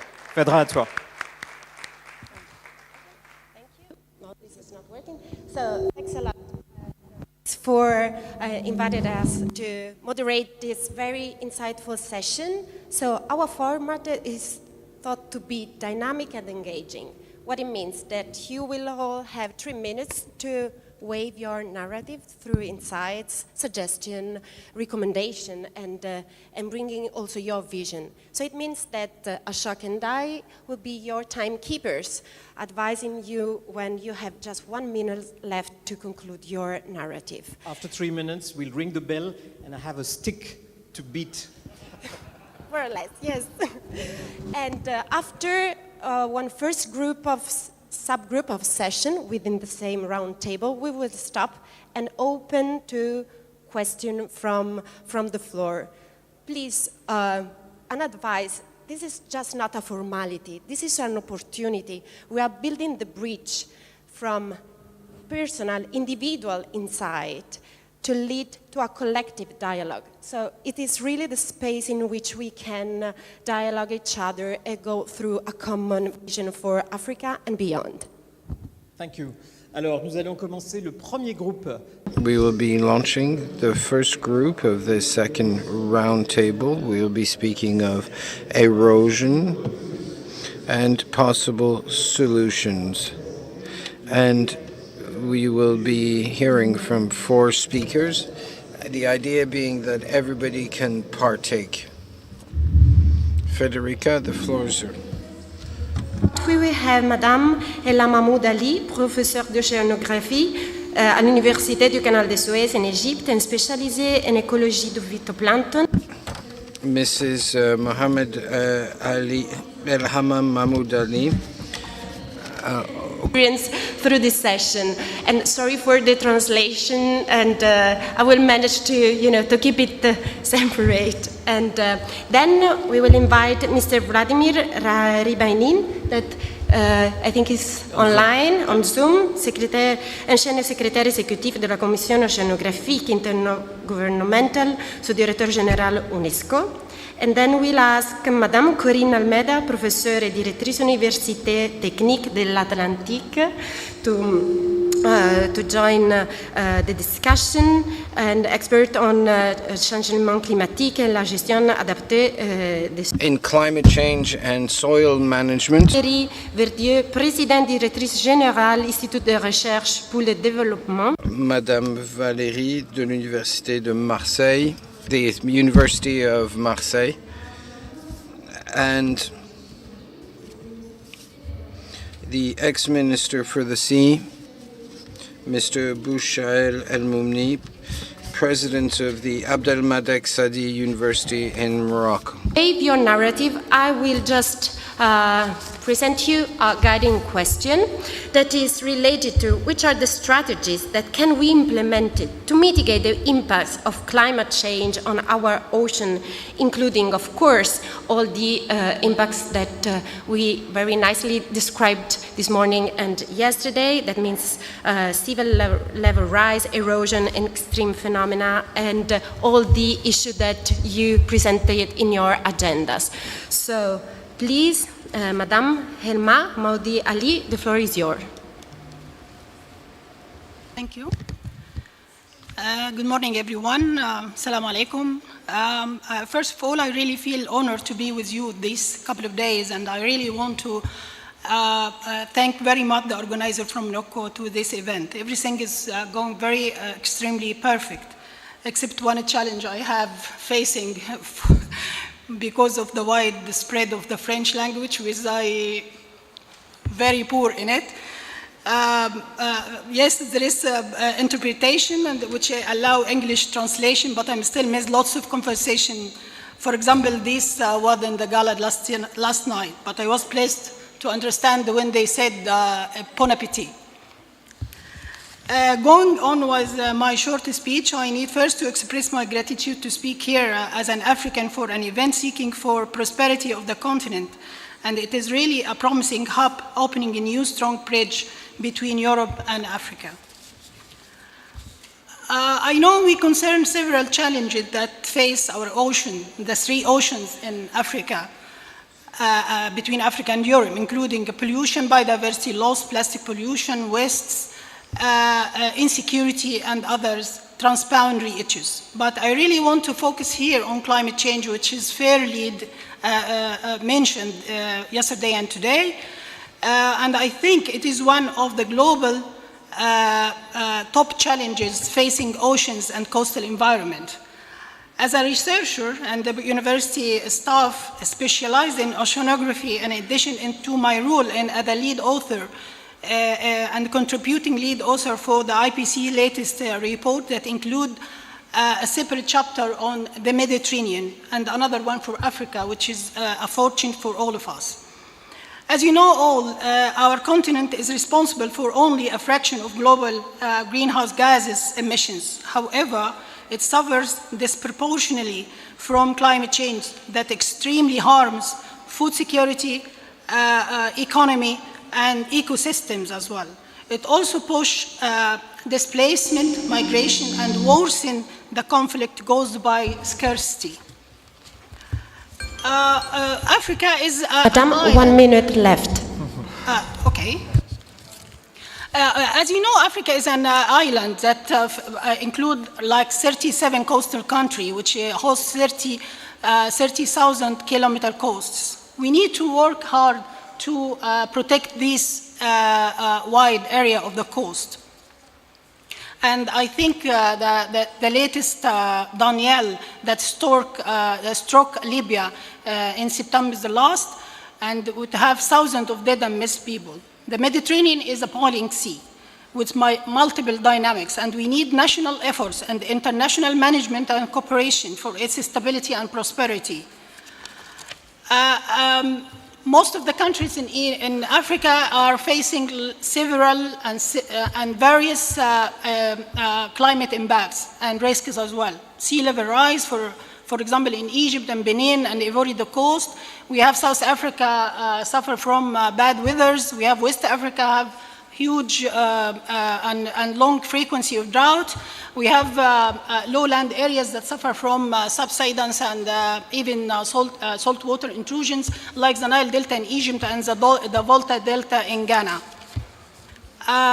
Again, we are talking about extreme events like extreme head infection diseases. I remember that last 20 years there is more than 300 million affected by heat events. 40% of them are heat-related deaths. Thank you, Madam. I only would like to conclude with one more important concept, which I really would like to interpret during the panel discussions in the morning, which is about the climate resilient development. I'm really seeking to have a strategy or even a policy for the regional and or even the Europe-African partnership to seek for this strategy, climate resilient development, which is a process of implementing greenhouse gas mitigation and adaptation measures to support sustainable development of all the country. I really prepared like a PowerPoint slide, but I'm not sure if there any time to present. Thanks a lot. Madam, you bring very well the message, and I think that we can have also the question and answer session to go more into details for this. Thanks a lot. Merci. Very interesting. While we're getting ready to host the visit on a Zoom of Vladimir Ryabinin, Vladimir, avec ta permission, laisse-moi te présenter. Vladimir, allow me to introduce yourself to our friends. So, Vladimir, you are the Executive Secretary of the Oceanographic Intergovernmental Commission. You are Deputy Director General at UNESCO. You are Polyvalent Secretary on climate issues and impact on oceans with your experience as an oceanographer, globally with global renown, meteorologist and climatologist as well. Vladimir, you created many mathematical models for the ocean, wind, waves. How could we use these models in order to anticipate and mitigate impacts of climate changes on marine biodiversity? It's gonna be part of the insights you share with us in French, English, or in one of the working UN languages. Thank you, Vladimir. Although he's not with us, we can applaud him. Blushing now after that kind introduction. I have to say the following.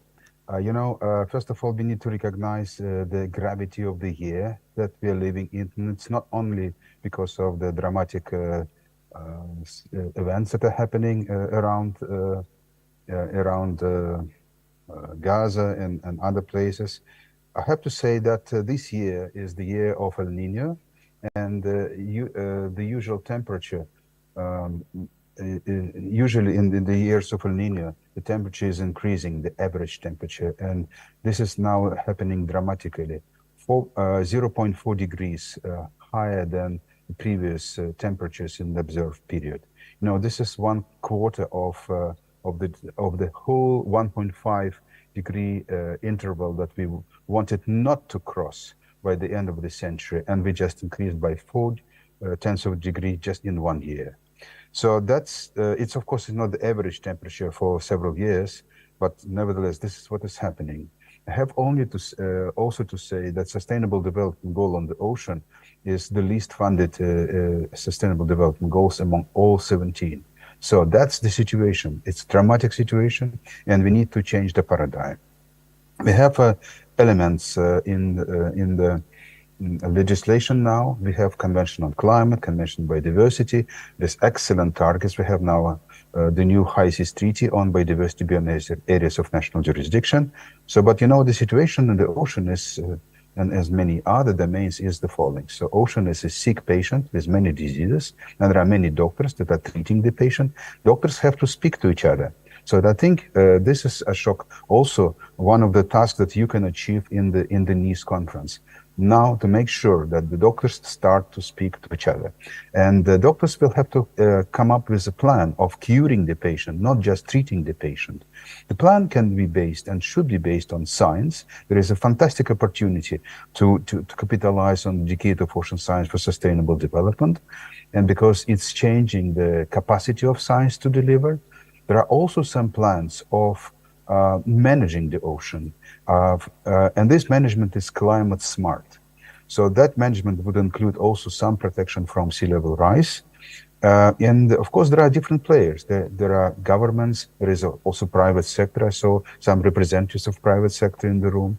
And the common plan of acting in the ocean that would be started to develop in the result of the Nice conference decision, uniting the interest of the private sector that is now opening really. This is no greenwashing in the people who understand what is happening in the ocean. So there is this fantastic possibility. I don't want to go into larger details. I want to throw at you that big thing. We can really develop a plan for the ocean. And you have 1 minute, Vladimir. You have 1 minute.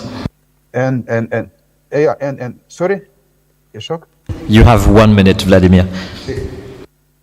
Yeah, actually, I'm almost finished because that is my plea, and the road to that map would be through the decade conference in Barcelona in April, through the preparatory meeting that we all know. Ashok, I'm sure, spoke about this in Costa Rica, and then the plan should be unveiled, or at least a decision should be taken that we will develop this plan in Nice. That's all I wanted to say. I can say a bit more things about details, but I think this big idea should really be floating in the minds of people who take decisions. Many thanks for your attention and having me at the first Blue Africa Summit. Thanks, Morocco, and thanks to the citizens.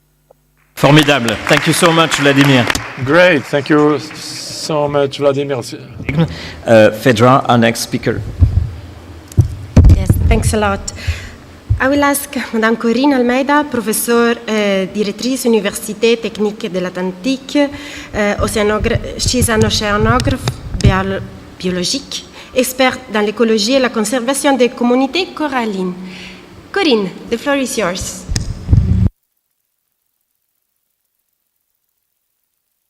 Sorry. So good morning to each one here, and thank you for the opportunity to be here. Speaking about strategies to address climate change, particularly in the marine environment. The central point is regarding data collection to fit decisions. In this regard, we at the Atlantic Technical University, in the framework of the West African Science Center on Climate Change that is founded by the German Federal Ministry on Education and Research, we are training marine scientists from until now, and we had 3 batches of 13 West African countries. So we are in one of the main challenges is here in West Africa is to have huge drainage in marine science. There is a lack of scientists and marine scientists in our regions, a lack of infrastructures as well. So by this way, we are creating a great network of marine scientists. In few months, in few years, we will also upgrade, have another program on doctoral program on marine doctoral program. So by doing capacity building and to reinforce the infrastructure here, will be possible to have that produce this data. So as you know, the global ocean observation system is quite large, but it's not addressed completely West Africa. Corinne, so 1 minute left. Okay, so the main message is that we take the opportunity of having marine scientists in the area, and we are working huge to enlarge this group, to connect them, but also it would be nice they have opportunities to address the questions in their home countries before we leave them to go outside. Thank you very much. Thanks a lot. Formidable. On peut l'applaudir. Magnificent. We can put our hands together for her. Thank you, Corinne. While she is getting ready to join us on Zoom, Valérie Verdier, the CEO of the Research Institute for Development based in Marseille. You are a biologist specialized in vegetal science. You have contributed in a significant manner to food safety. You are developing solutions. We need them. The solutions are based on interdisciplinary aspects. Corinne, we see you. You're a beautiful photographer. We don't see you in live on Zoom. I hope that you can hear us. Corinne? Oh, Valérie, sorry. The floor is yours. I can hear you very well. I hope you can see me as well. Perfectly, yes. Merci beaucoup pour cette introduction. Je suis profondément désolée de ne pas être avec vous aujourd'hui à Tanger. Un malheureux accident m'a retenu sur Marseille, mais je suis de l'autre côté de la rive, face à moi la mer, et donc je vous imagine juste en face. Donc comme j'ai très peu de temps, je voudrais faire passer quelques messages. Le premier, c'est que l'IRD, l'Institut de recherche pour le développement, est profondément mobilisé au travers de ces actions de recherche, de formation, d'innovation, comme vous l'avez dit, qui doivent conduire à des solutions pour tout ce qui est recherche sur les océans, la connaissance en fait des impacts de l'élévation du niveau de la mer sur les ressources océaniques, les ressources biologiques. Alors comment on le fait? C'est surtout ça l'IRD, c'est comment on le fait. C'est au travers d'un partenariat équitable, c'est-à-dire pleine réciprocité avec les communautés scientifiques, éducatives, politiques, civiles avec lesquelles nous travaillons, avec l'ensemble des pays partenaires avec lesquels nous sommes très étroitement impliqués dans la recherche. L'IRD, c'est 5 départements scientifiques et je dois dire, même si je suis une biologiste du secteur végétal, ces 5 secteurs sur lesquels nous travaillons, je ne vais pas tous les citer, mais écologie, biodiversité, les dynamiques des surfaces des continents, la santé, et un département qui est consacré aux océans, à la question des océans, climat et ressources. En fait, tout est très imbriqué. L'océan, c'est effectivement un continuum terre-mer important. Et donc, la manière dont on le fait, c'est une manière très interdisciplinaire. C'est aussi des communautés de savoir que nous mettons en place. C'est des espaces d'intelligence collective où on va discuter et réfléchir aux solutions qu'on peut apporter aux défis que représentent actuellement les océans.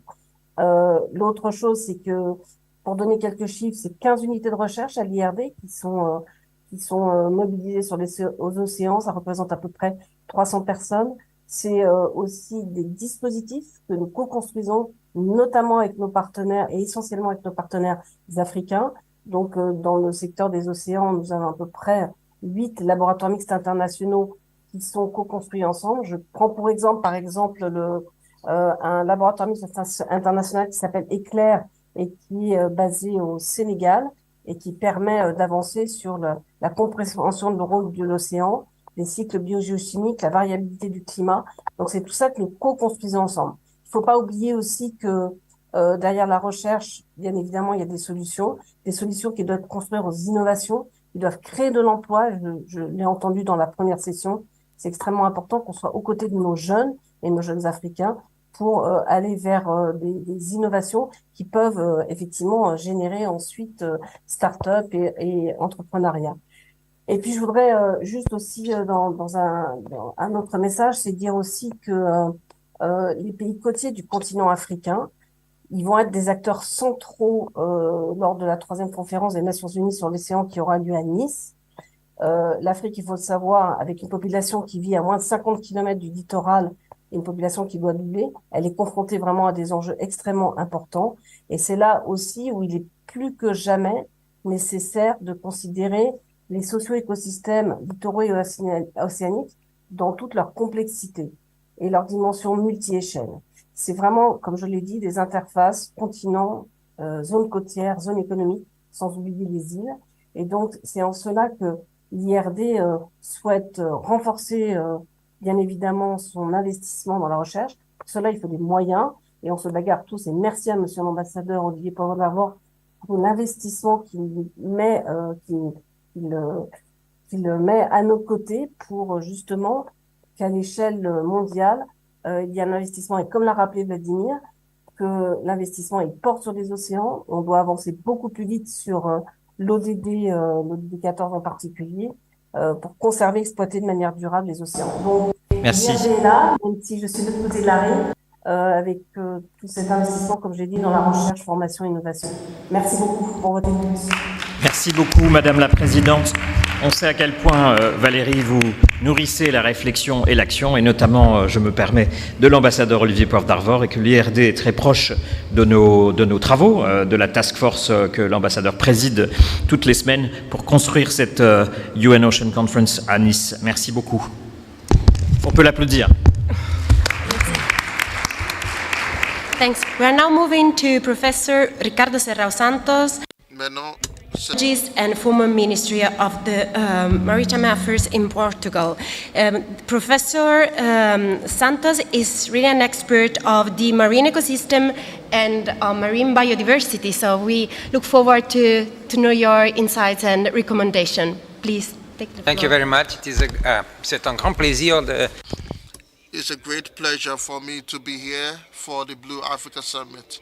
I would like to remind us that one of the most gratifying tasks in my life and one of the most worrying is with regards to my participation as a member of the European Parliament during the Parliamentary Assembly of the European Union, African, Caribbean and Pacific meetings that have a series of documents on oceans and also climate change. It is really worrying in two parts. In one part, the survey preview and also the difficulty in actually moving forward with the initiative report. On the other hand, because at the time, the leaders in the most powerful countries in the world actually denied the existence of climate change at that time. But the aspect of climate change is particularly significant in Africa, where the sea level rise and constitutes a huge problem for coastal countries like Mozambique, Egypt, Nigeria, and Senegal. And also we also have the celebration. And also these high sea levels are actually a threat to coastal infrastructure and other vital infrastructure. And so we have cyclones in some countries like Madagascar, Mozambique. So we should adopt an integrated approach on scientific research and also the elaboration of community-based policies to fill the different spaces or gaps when it comes to climate change in Africa, and also strengthen capacity regionally in terms of marine sciences and also in IT, and also to mitigate climate change consequences on these spaces. So we concentrate on this mitigation strategy. We need to recognize that the coastal communities need adaptation and resilience, and the development of infrastructure, which is a lot more resistant. And this is even for the vulnerable regions after the cyclone in 2019. Mozambique actually concentrated on building buildings that are a lot more resistant. So Egypt, they actually have an Atlantic buildings. So in Nigeria too, in Senegal too, we have Diamantio. These are examples, just as a lot of other countries in Africa are actually facing budgetary constraints. Financial aspect is crucial, and the international bodies will need to actually put in more efforts to mitigate climate change risk, and also on oceanography, and amongst other important sectors. And the road is difficult to ply, but there are still lots of opportunities. Thank you. Thank you, Honorable Minister. Thank you. We will continue with Mr. Bucha Mumni, President of the Abdel Malik Essadi University. You are an expert in oceanology and integrated management of coastal communities, and you're also an expert in climatology. And you have a national and international research projects with regards to climate change and the associated risk that we are talking about. So the floor is yours, please. Thank you. I'd like to thank you first, the organizers, the Royal Academy of Morocco, and so the Blue Africa Summit, and also the Blue Season on behalf of Madam Benzina. My colleague spoke about the impact of climate change on the misbalance between the oceans and the sea. I will not talk about the impact on the coastal lines and also the high sea level, and also on other infrastructure, even on roads, or even on invasive species that come from one region to the other. I would rather emphasize on Mediterranean Atlantic exchanges, since we are talking about this zone on the Gibraltar Strait. And so we would like to talk about this program financed by the European Union. And this program was MATTER, that is Mass Transfer and Ecosystem Response, MATTER. So this was since 1996 and 1999. At the time, this hadn't yet happened. So during this program, we put in place scientists who actually mentioned the importance of the Gibraltar Strait. Without the Gibraltar Strait, we will not have the Mediterranean aspect. So this becomes very weak with regards to the water, and they actually go through evaporation mechanism. So we have a laboratory that worked on samples of the Mediterranean Sea, and after this time we participated in several projects given the geographic situation of our university in the township Tuan Hosema, where we had 400 kilometers of coast. And so this scientific event that we're discussing today at a point in time were quite precise, coincided on the in the aftermath of the speech of His Majesty with regards to the coastal spaces, and still with an opening to the fellow African countries. Another point I would like to raise, we just have 1 minute. Okay.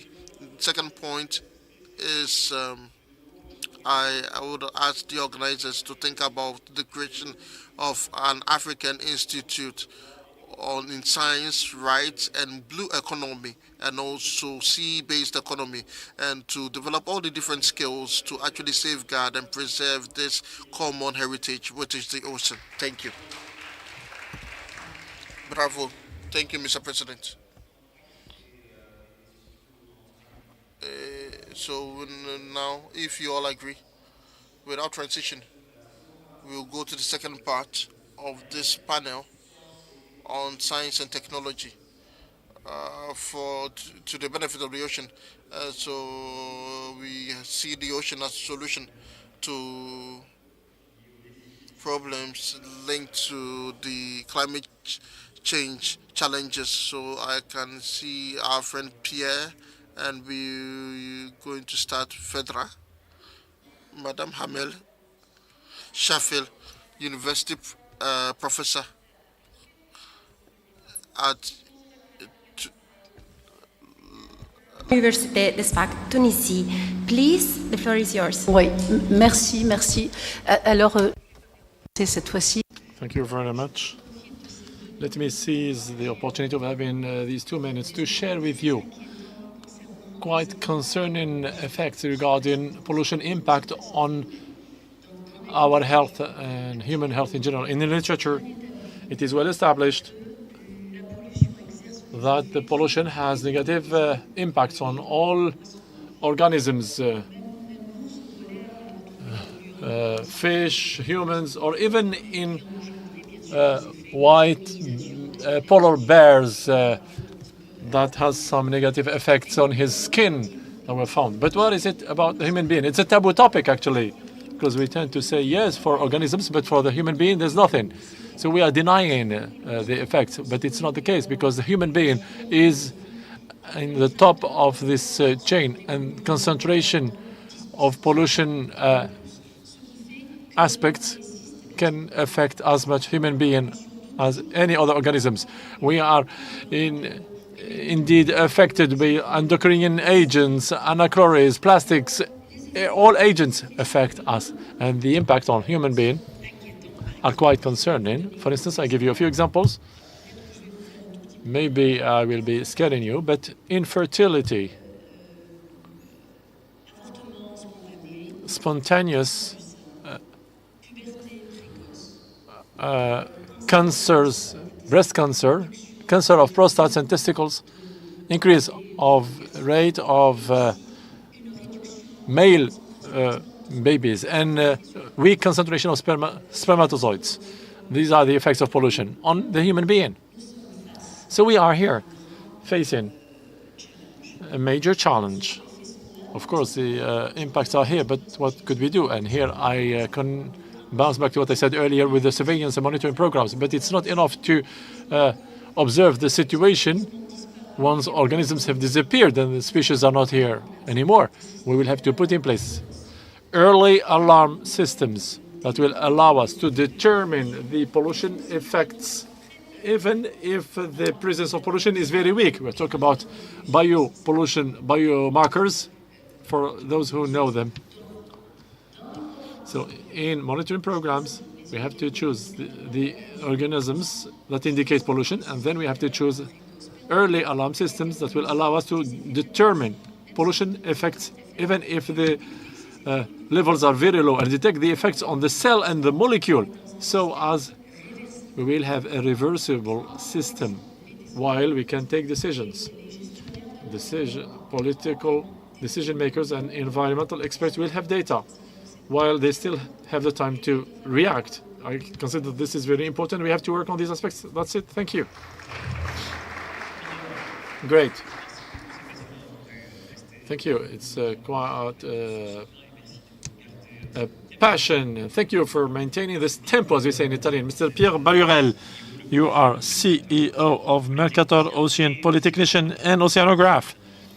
Quite rare to mention it as a specialty. And you have with Mercator, you have the objective of offering us a forecast instrument to monitor oceans in the world. Thank you for your generosity, because you are transforming with France, that originated this initiative.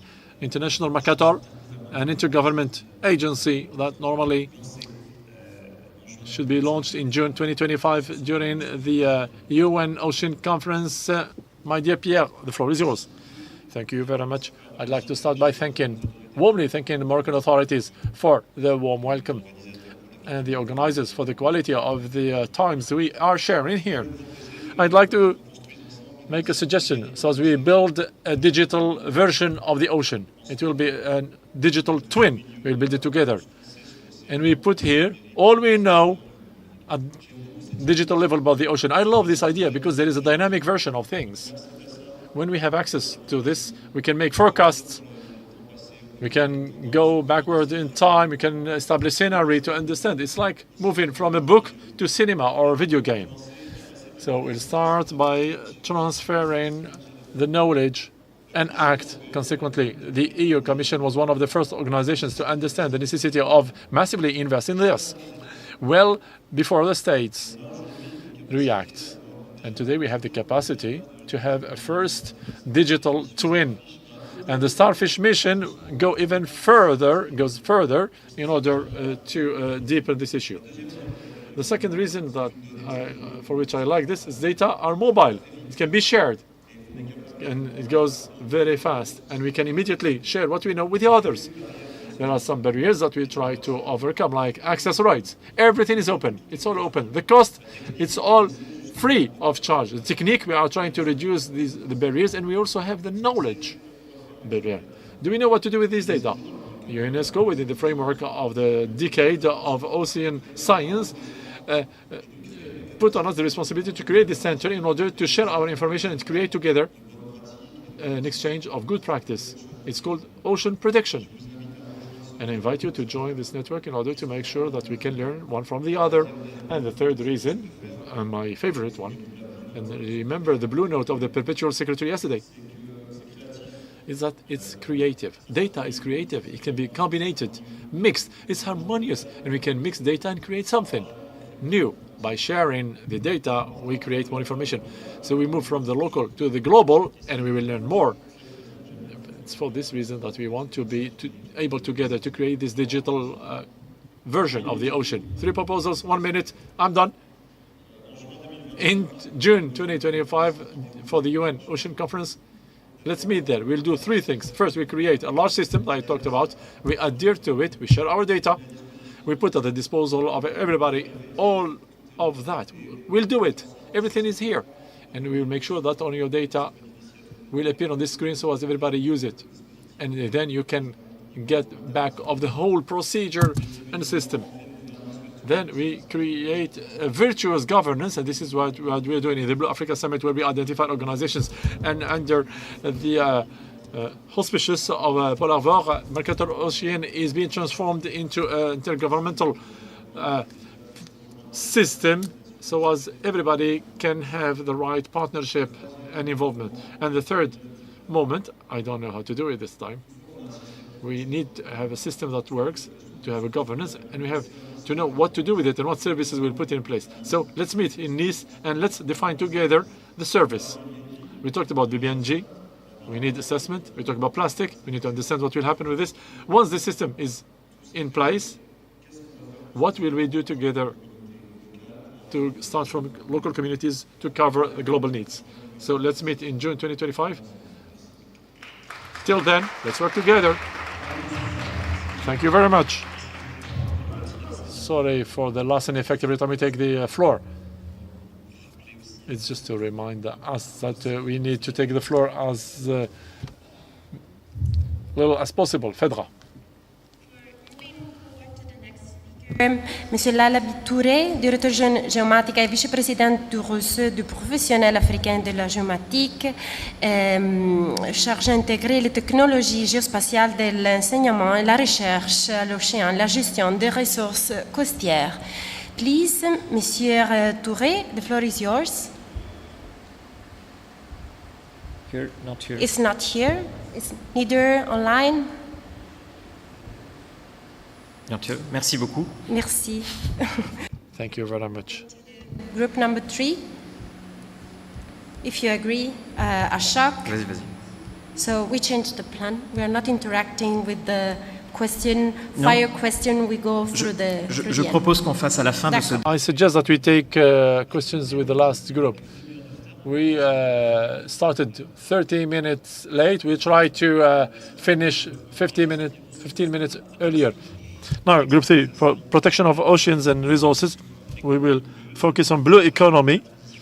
It will be a good transition for this afternoon talks. And we'll start with Mr. Silila Said Salim, General Director of National Agency of Maritime Affairs, ANAH, from Comoros, which Comor President is in Tangier. And it's also the presidency of the African Union. Comoros, are you here? I think that he just left the Zoom meeting. So let's move forward. If he comes back, we give him the floor. Mrs. Vatusowa, Regional Manager of Coasts and Oceans Affairs in Madagascar.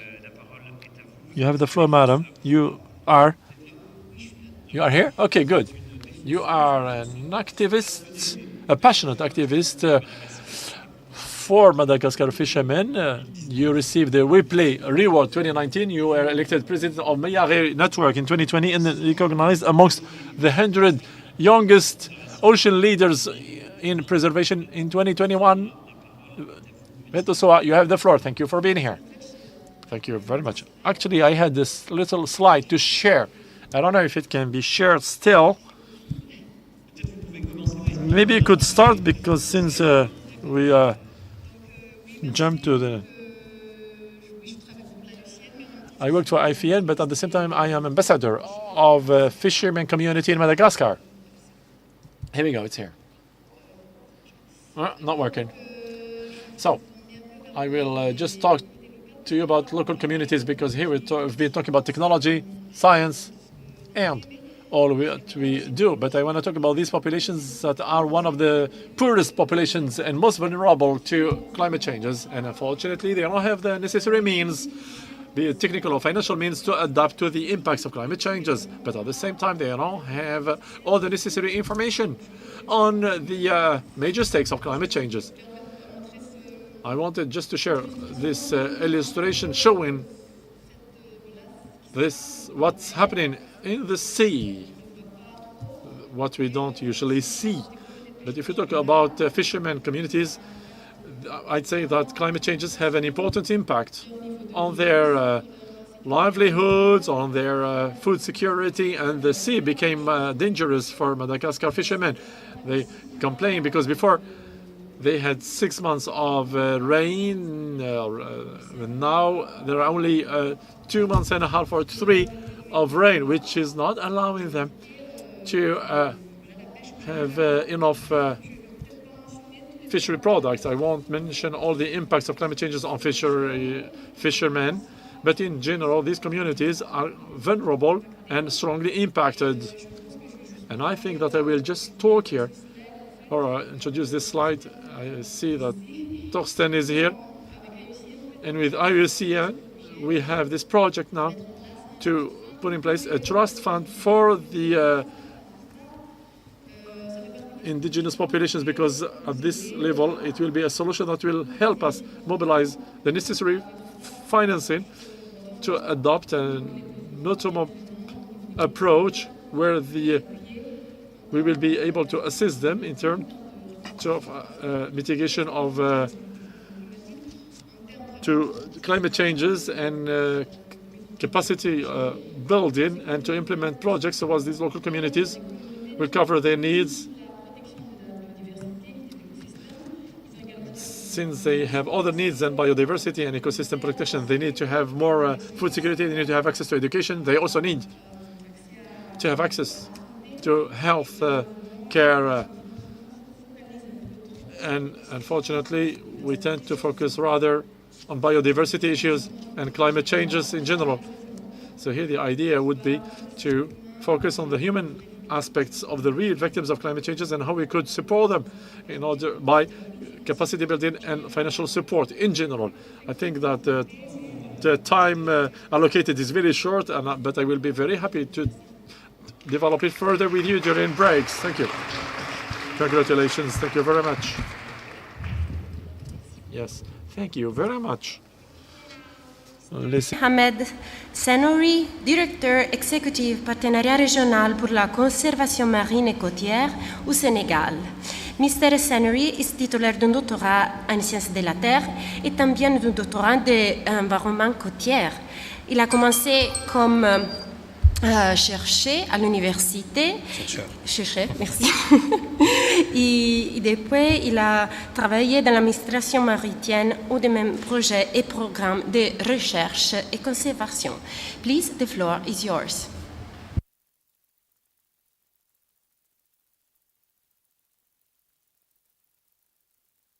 Bonjour tout le monde. Good morning, everyone. Apologies for not being with you. I will try nonetheless to contribute quickly to share our experience in West Africa as part of the action and responses for a blue economy. We are all aware how important the ocean is. Our economies are still weak, and we know that our ocean is confronted to important challenges: degradation of the environment, drop in biodiversity. All this means we are confronted to serious challenges, which is why in West Africa we have gathered to discuss blue economy and created in the noughties a regional initiative for the preservation of a marine and coastal environment, and has now become a crucial partner in the conservation efforts. We focus on conservation, but we do focus on the reasoned use of resources. This partnership revolves around a coalition of actors, including 80 members from 7 countries, from Mauritania to Sierra Leone, and it gathers different stakeholders, and this is the key innovation, as we are not confined to historic approaches, but we also include civil society actors, research and academics, as we are an organization which gathers multiple institutions, and we are gathered in 5 colleges, the one for international NGOs, one for national NGOs, one for academics, and one for fishermen or fishing people. These different actors gather every 2 years. You have 50 seconds left to discuss. And in each of the capitals, we will be at our 11th edition next year. It's like a like a mini Blue Economy Summit. We've been hosting them since 2004, and in Guinea-Bissau we'll have the 11th, which groups 400 stakeholders, including ministers, donors, experts, and the purpose of this forum is to promote solutions aiming to preserve marine and coastal environments, and to take on board all the specialty of each stakeholder, providing government actors with an opportunity to present their actors, as well as and provide civil society an opportunity for dialogue between civil society and the government. And we has met with much success, and which has led to the creation of 27 protected marine areas and PMA zones. Thank you very much. And we have participated in the elaboration of protocols and strengthened the collaboration and strengthened countries' littoral rights. And we have also built capacity across different stakeholders,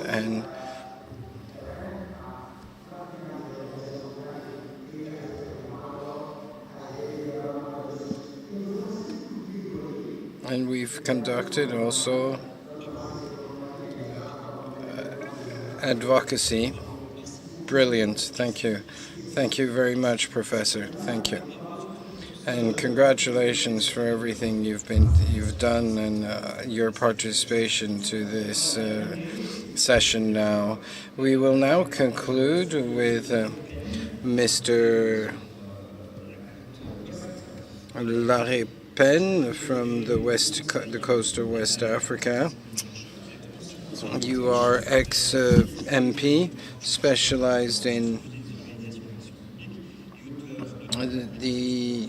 You've also written extensively on governance and the transformation of the state to discuss the proper management of marine resources and the ocean. Mr. Marie Le Pen, Head of Cabinet of the High Council for the Sea of Togo. Are you there? Otherwise, we will go back to the Comores, of the Comores back.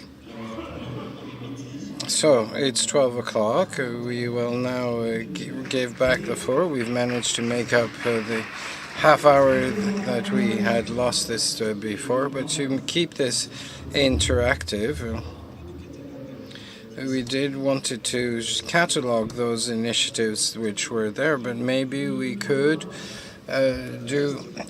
respond to two questions from the audience before we go to the next session. Patricia, Ricard, would you like to add something? Well, thank you very much.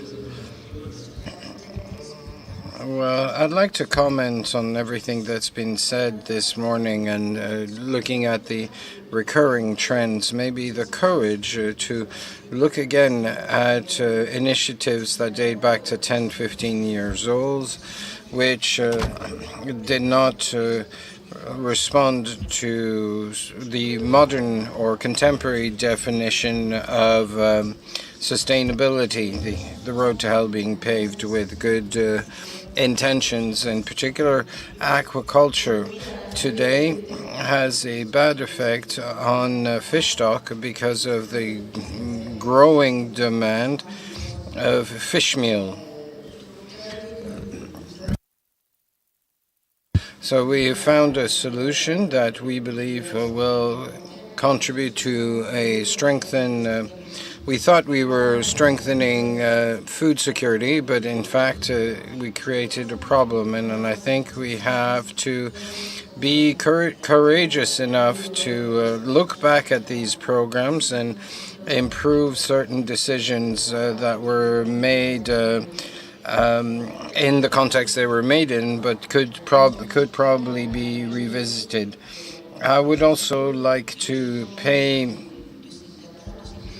homage to the exchange of data, is specifically given its high quality. When I see the diversity of points of view gathered here or in Bizerte, I think maybe we could have a website for the information sheet that could provide everybody with an opportunity to provide their best practices and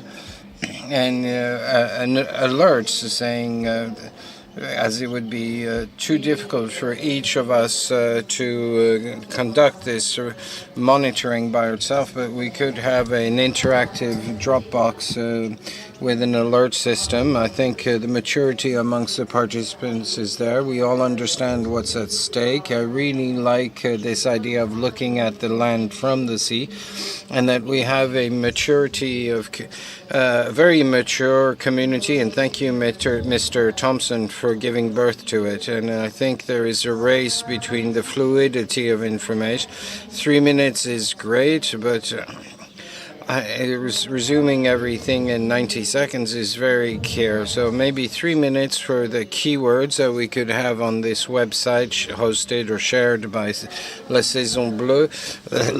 I think we can win this race if we boost our agility and our sharing. Thank you to all. Mr. Lamy, Your Excellency Ambassador, I am delighted to see the energy and enthusiasm in this Blue Africa Summit, which gives me hope, renewed hope. Thank you very much. I would like to rise to the challenge of this website and this new dynamic that we will all share together. Thank you, Patricia. Thank you all for this fantastic session. We will now move on. Our witnesses, which are very dear to our ambassador, Mr. Poivre d'Arvor. We might just change the format and ask those who will bear testimony for us and to join me to complete today's efforts. Rim Mena. Organize un carré. Then Vincent Doumezel. Where is Vincent? He's here, yeah. Yeah. With a chair for you. Thomas Bernard, if you want to join us. I don't know if Thomas is here. If somebody can ask him to come back. Mamadou Sidibé, please. If you want to take a chair. There are some chairs you can take here in the side. And Bronson Skinner as well from Ghana. If Bronson is here, yeah. Excellent. If somebody can ask Thomas to come back, that would be excellent. Voilà. Voilà un carré. Je sais pas, I think Malak Al-Kaoud is there or not from Saudi Arabia? If not, we will ask him perhaps to... No, it's Malak? Oh yeah, great.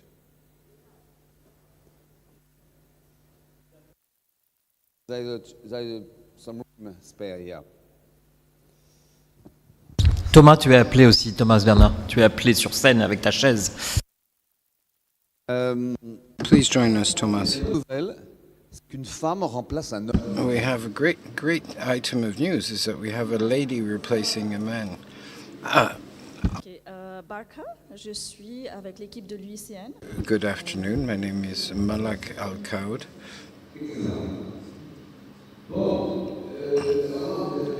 So, you can't read your papers even if you brought your computers. Please be convincing and imagine that you are young people who are trying to convince people of the validity of your point of view, and you explain to us what you would like to see achieved within the next 5 years through the UN system, through Europe, across the African continent, what needs to be changed? And given that you are younger than at least the gentleman speaking to you, what would you like to see realized? Vous avez même le droit de vous lever. And you can also stand up.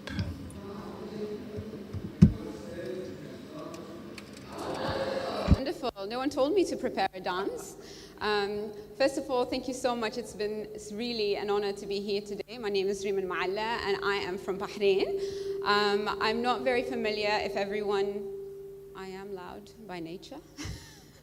Bahrain is actually the third smallest nation in Asia.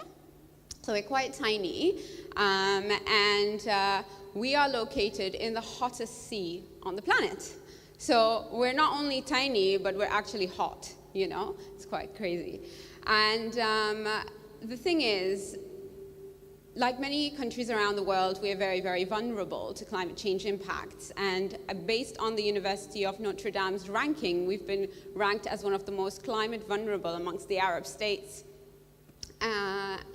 When I first started as a, shall we say, early career scientist, and I came in, the first thing was, oh, there are all of these capacity building programs that I have to attend because they're going to give me all the skills that I can pour into the country, which is very exciting, right? Like you get to go to places, you know, meet people, be given skills.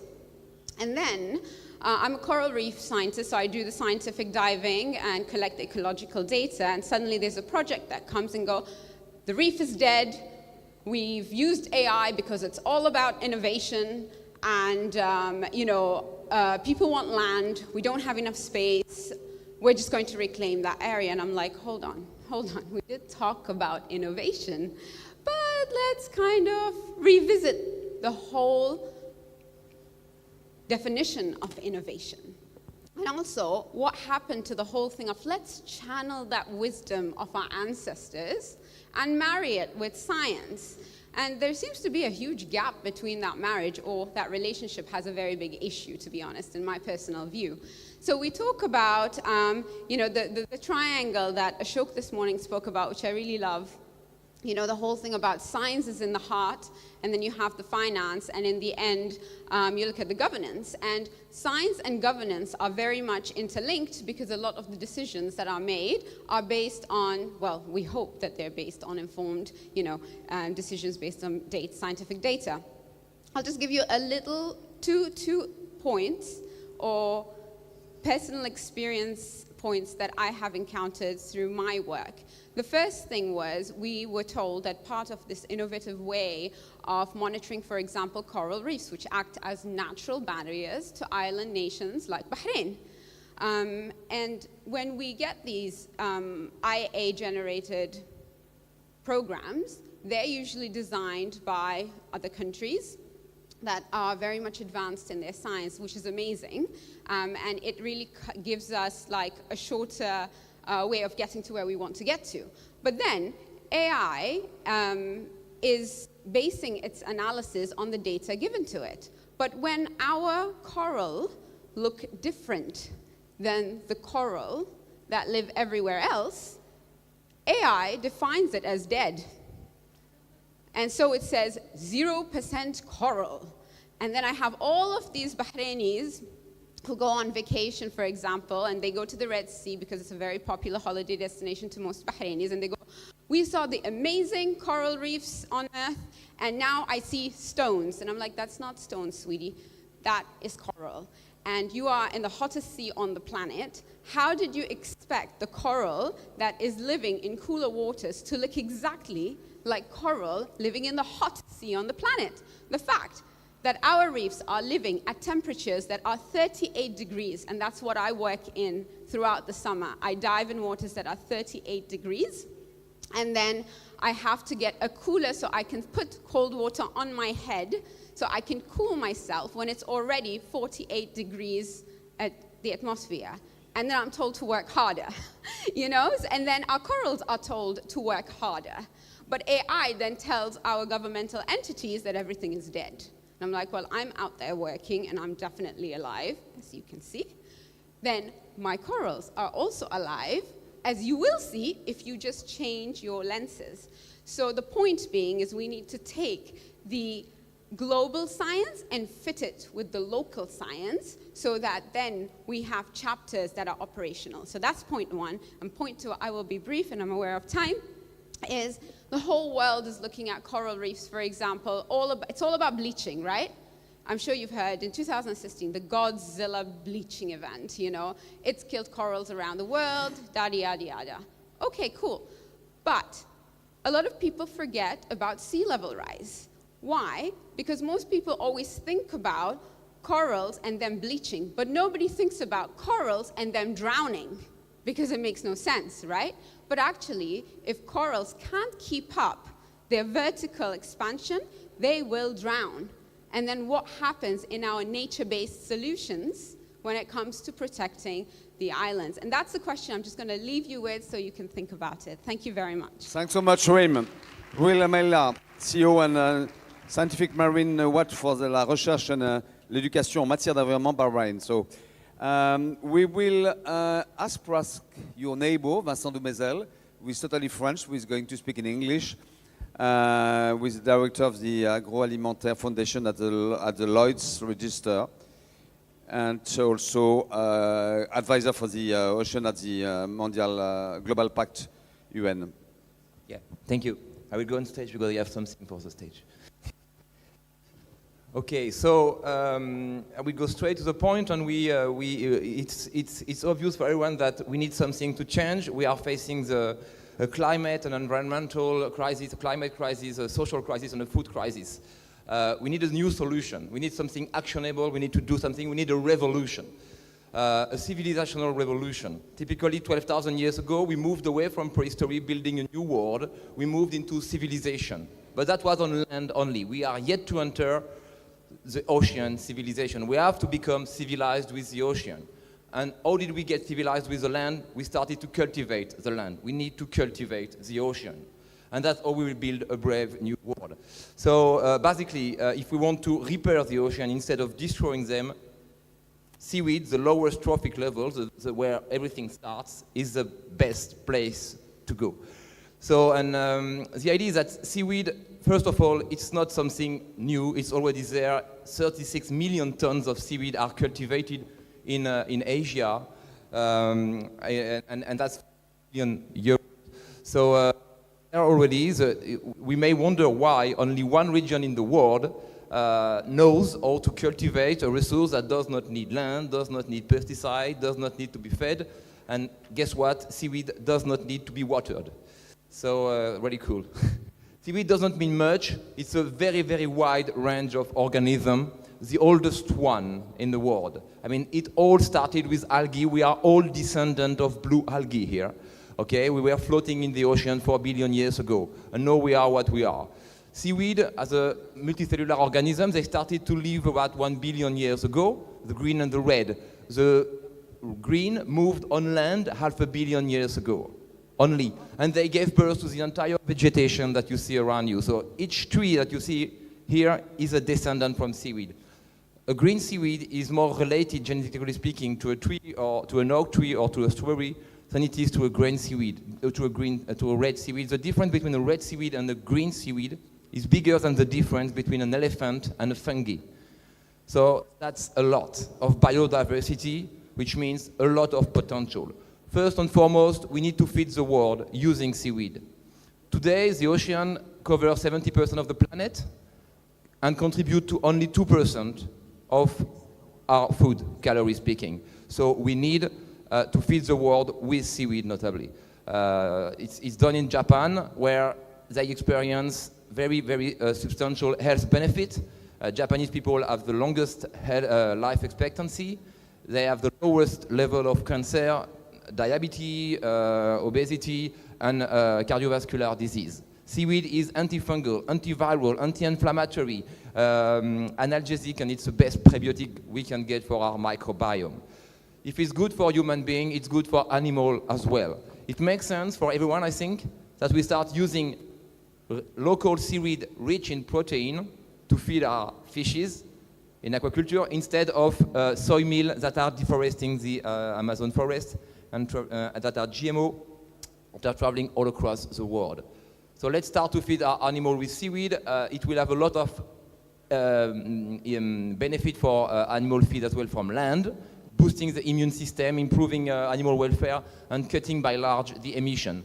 The biggest potential for seaweed may well be to create a link between the ocean and the land. There will be no regenerative agriculture. There will be no circular economy if we do not take into consideration 2/3 of our ecosystem, the ocean. So if we want to recover all the phosphate that end up in the ocean, the EU by itself, they dump 5.5 million tons of nitrogen everywhere, every year in the ocean. 5.5 million tons of nitrogen that are lost forever. I mean, if we use seaweed to recover this nitrogen, to recover this phosphate, to recover all these nutrients, then we can move them back on land, use them as natural organic biostimulants to support our agriculture. Seaweed also has a magic trick. It can replace plastic. And you may think, okay, it's not true, but here I have some seaweed made, some plastic made from seaweed. It's actually compostable, biodegradable, and edible. I don't have time to do it, but I can do it tonight. It can support biodiversity. It can, and we need to support it because seaweed are disappearing right now because they are victims of the climate change. So there's a fire below water, and no one cares because we cannot see that. Seaweed also contribute to mitigate climate change. Seaweed grows up to 40 centimeters a day to reach up to 60 meters high. So these are real forests that are sequestering much more carbon than any tropical forest on land.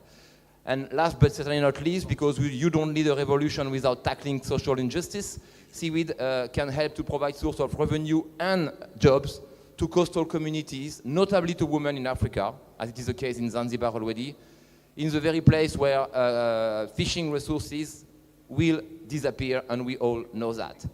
So once again, it's a revolution, it's ticking all the boxes. Seaweed may well be the greatest untapped resource we have on this planet, and it's time to activate this. In order to do that, we have created at the UN level a global coalition of seaweed stakeholders that is now gathering 1,200 stakeholders from the seaweed and industry. And we are trying to be the voice, and we are also funding different projects all over the world in order to support innovation in this seaweed world. But the biggest need we have is from all of you. We need you all to activate this revolution in your daily life, starting to eat seaweed. You may well say, well, seaweed is no good. Well, I invite you to eat a raw potato or raw cocoa bean. It's no good. Chips and chocolate are delicious. We need to learn how to cook seaweed, more importantly. And then we need to activate that in our professional life as well. I mean, I have no activity, I have no business into seaweed. I'm not promoting seaweed for my own sake. I'm just the father of 3 kids, and I'm actually totally fed up to feed the next generation, your kids, my kids, with fears and drama. Our responsibility is to feed them with hopes and optimism. Seaweed is a great source of hope. We don't want them to be remembered as the climate generation lost. They need to be remembered, and they will be, as the first generation on this planet that managed to feed the entire world, cultivating the ocean, feed the entire world for the first time in the history while mitigating climate change, restoring biodiversity, and alleviating poverty. Our kids may be remembered for this, but they will need our help. So for all of you here, the seaweed revolution has to start here and today. Thank you very much for them. Thank you. Merci, Vincent. Thank you, Vincent.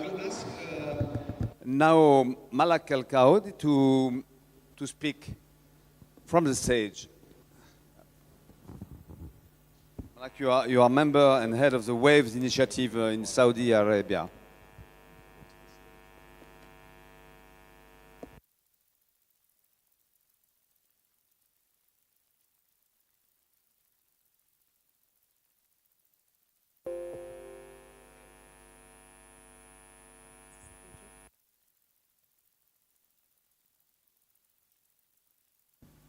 Hello, I wanted to thank the organizers for convening us all here for this very important summit. I'm here to tell you about WAVE, which I'm a partnership and engagement managers at. We're a newly launched initiative, October 25th, not even a month old, led by Her Royal Highness Princess Rima Bandar Al Saud, the Saudi ambassador to the United States of America. WAVE is part of a wider portfolio of endeavors that Princess Rima and her team designed and scaled over the last decade to raise global awareness about our interconnected well-being.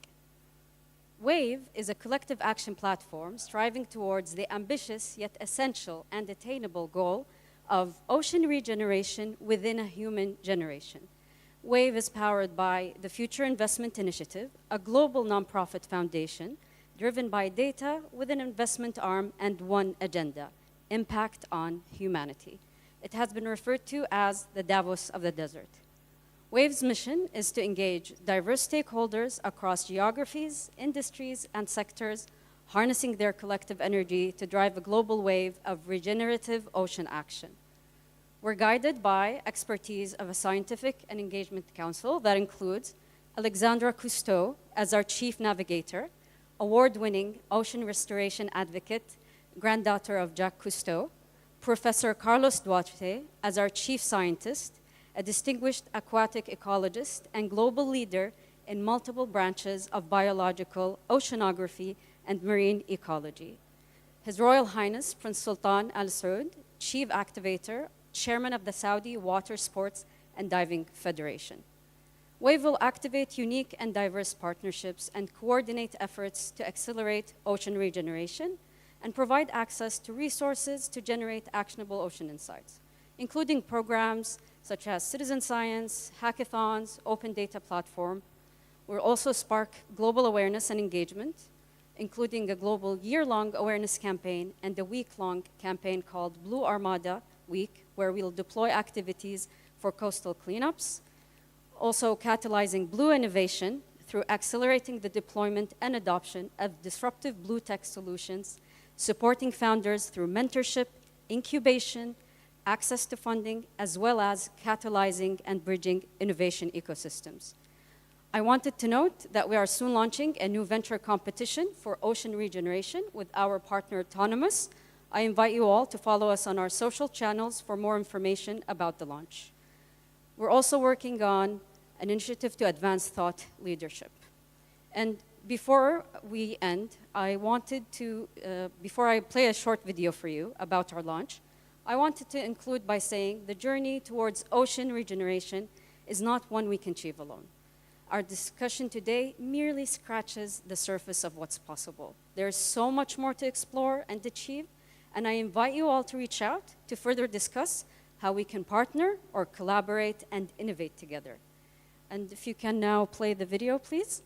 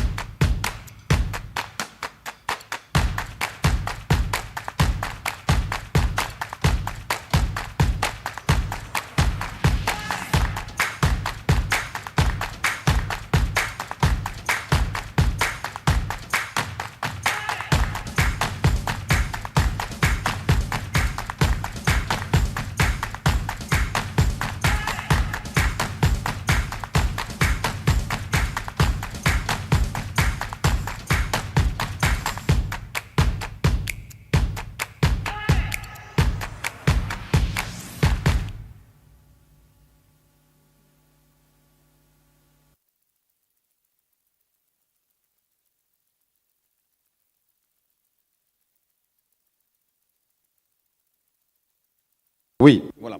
Thank you so much, Malak. Now I'm very happy to welcome from Ghana an executive producer of the Foundation OR.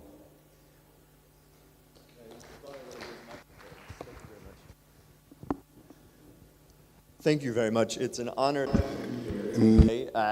Though I come with my cowboy boots and American accent, we are in fact at the OR Foundation based in Accra, Ghana, where we operate at the intersection of environmental justice, education, and fashion innovation. We work in solidarity with Kantamanto secondhand clothing market, the largest secondhand clothing market in the world, in order to catalyze a justice-led circular economy. Now, we could throw around the investment buzzwords all day, but I did not spend my carbon budget to come here to talk about that. I came to talk about the word intersection. We are at an intersection. Right now, we have a choice. That is literally the name of my organization, the OR Foundation. We can choose to proceed down the road that we have been traveling on, maybe paving it with marginally less bad materials, or we can chart a different course. We need to chart a different course, and this is why. Many of you may have seen some of the documentaries that we have informed as an organization showing the impacts of the global secondhand trade in Ghana, where 15 million cast-off items of clothes enter the country from around the world every week. The meter-deep piles of clothes on the beach and in the lagoon. Well, it's not our work to document the problem, though it has been shown. We work to identify and manifest alternatives and solutions. So 2 years ago, we began to study, an intensive study, to quantify and deeply understand the ecological impact of fashion's waste crisis in order to develop regenerative pathways and clear policy. My colleague Joe, where is Joe? Hi, Joe. I encourage everybody to go introduce themselves to Joe. My colleague Joe and his team have collected over the past 2 years thousands of water and air samples along Accra's Korle Lagoon, along 7 kilometers of Accra's beaches, and down 450 kilometers of Ghana's largest internal waterway, the Volta River system, during our historic swim down the river.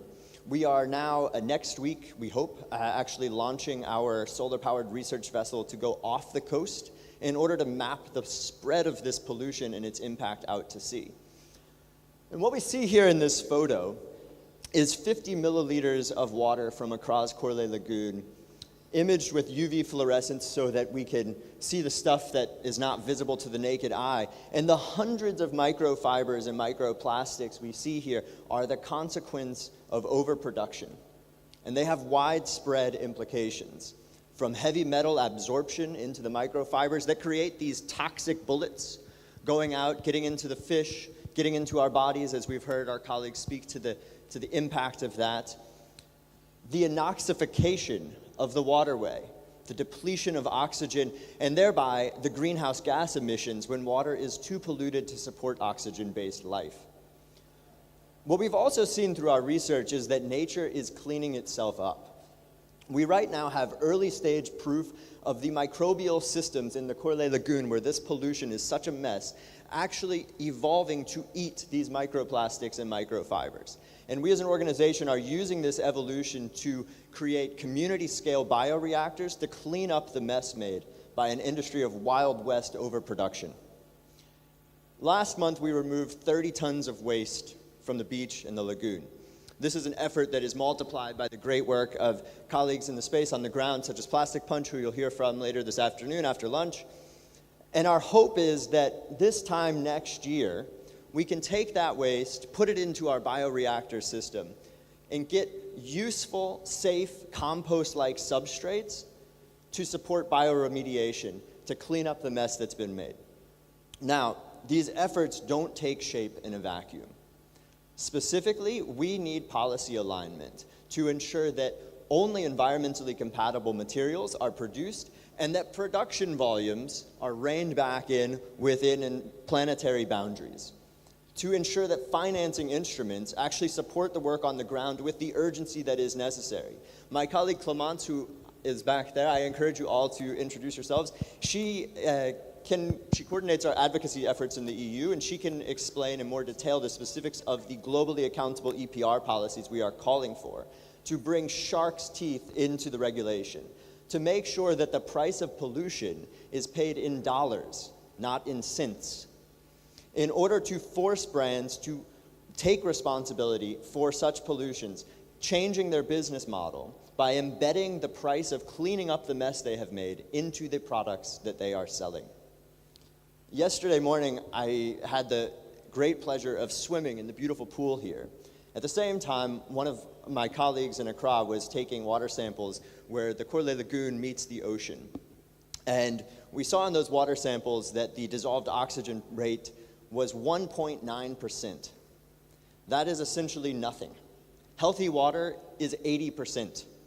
All right? At the end of the line, we can smell the disaster burning in the air. We can see the methane bubbles in what was once water, but what is now toxic. The time we have to fix this is measured in months, not in years.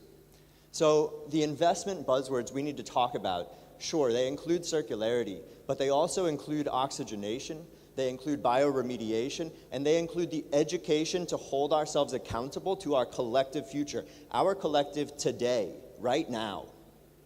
This is the intersection where we find ourselves. The choice is quite clear, and I thank you for taking it.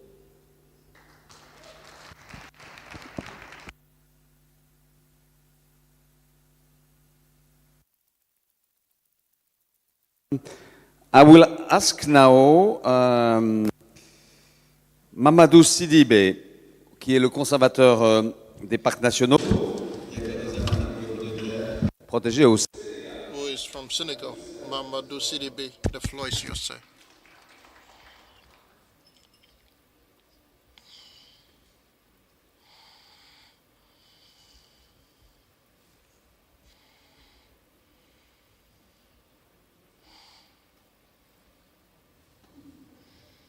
Mamadou Sidibé, National Parks Conservator, Director of Community Marine Protected Areas, Senegal. I have a question, Mamadou. Is this the uniform of the conservatory? Please, how many are you in your team of conservation? We are about 200 agents. We are about 200 agents. So I saw your card a while ago. Did you change it? Yeah. So please go ahead with the heart. It's even better than the computer. No problem. Okay, thank you. I'm delighted and honored to take part in today's summit, the Blue Africa Summit. And I'm delighted that it's been organized in Morocco. I'm also delighted that today, with regards to what we discovered last February during the Global Congress on Marine Protection, Senegal received the torch to organize the 6th Global Congress for Marine Protection, and it is the first time it's been held in Africa, and we have the opportunity to take part in the first time in Africa, to take part in the Blue Africa Summit or the African Ocean Summit. So it means that Africa is actually present in regards to oceans. It is important for us, like I was saying, that from the first experience today, we all can put in efforts to organize this first global African conference for oceans. You know that oceans constitute 70% of our planet, and if 70% of our planet, what was said about this? We decided to go for the 30-30 objective. That is 30% of these oceans it will still be left with 70% that would not be protected yet, or which would not be actually governed. What should we do? Today, we should think of governance of our oceans. And that is the revelation for the future impact. In Senegal, and we organized this on behalf of the Africa. It is actually a partnership and also the protection of the biodiversity and also global climate. And this partnership must be developed. We started today in Morocco, and we should be able to continue in Senegal in 2024. It's important. The story of Senegal. Why is it important? Because this is being done with the contribution of the different networks. The networks are extremely important to this initiative, because if we can talk about ocean governance, if we can talk about connectivity between oceans, between Africa and the others, is because behind the scenes there are men and women who have created networks to allow each other to exchange with each other and share experiences. And that is what we are seeing today. And this big global framework that allows us to actually meet and talk about the crucial and fundamental elements of development, especially with regards to networking. The second aspect is the important preparation. So the fact to develop in cooperation for a just and equitable approach, which would also be efficient for actions for oceans with different communities. Today, we can see communities that have the tendency of, we only consider them as beneficiaries, but I'd like to tell you that the communities are not beneficiaries. The first managers of these oceans are the communities. If we are talking about oceans, it's because the communities have been pushed back as the sea level keeps rising, and they have actually done their best to preserve these oceans. So the different tributaries of these resources, and when we lose these resources, we're going to lose these communities. That is why the communities fought to actually preserve these marine resources. It is important to consider the communities as the real managers of these oceans and actually place them at the heart of discussion, and it's really important. So the marine zones protected, the protection of these marine hemispheres or spheres is really important for participative and inclusive development and governance. We cannot actually talk about protecting them, because these are a laboratory, not only a scientific laboratory, but also a socio-economic laboratory for economic development. And the other part, which is with regards to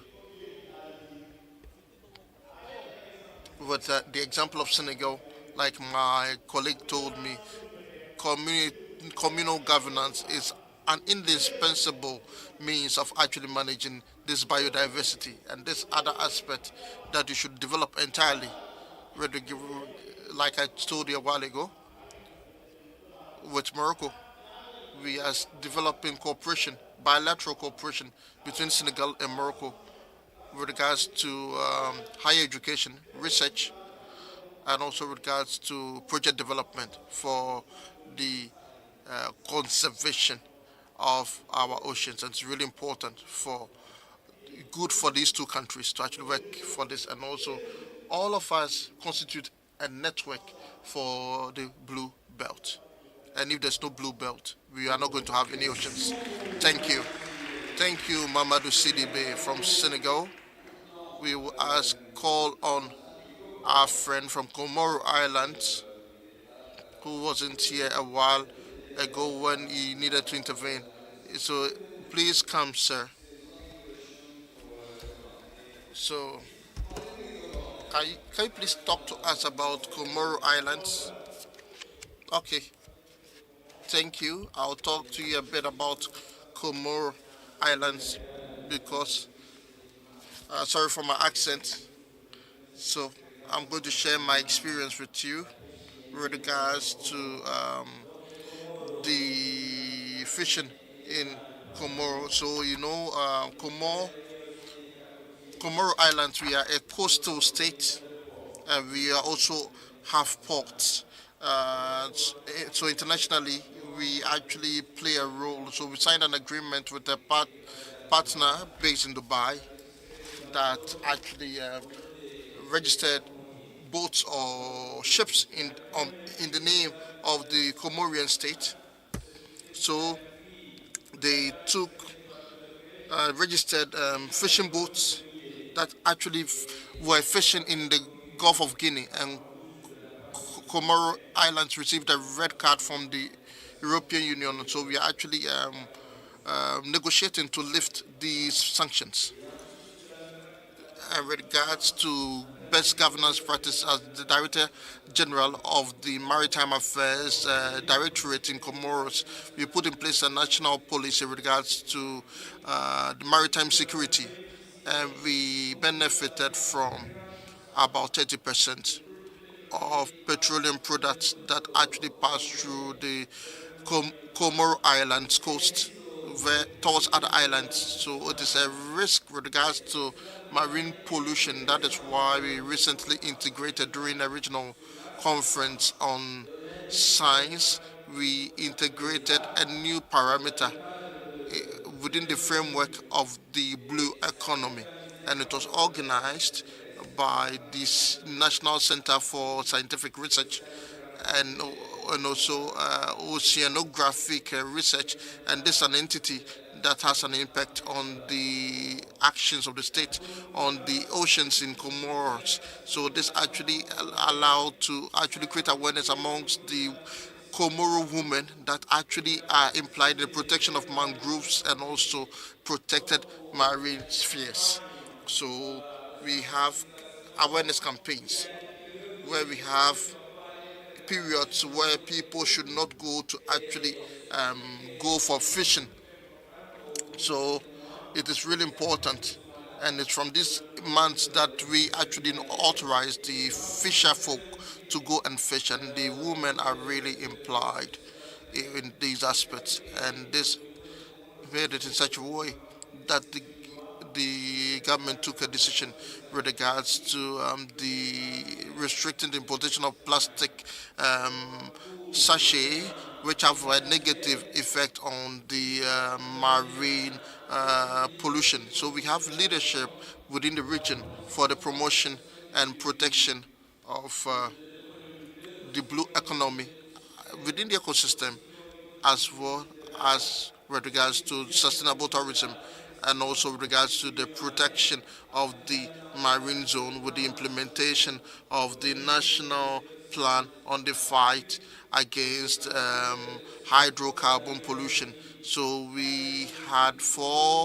a categorical refusal that we had lobbying that during a maritime security meeting, this failed.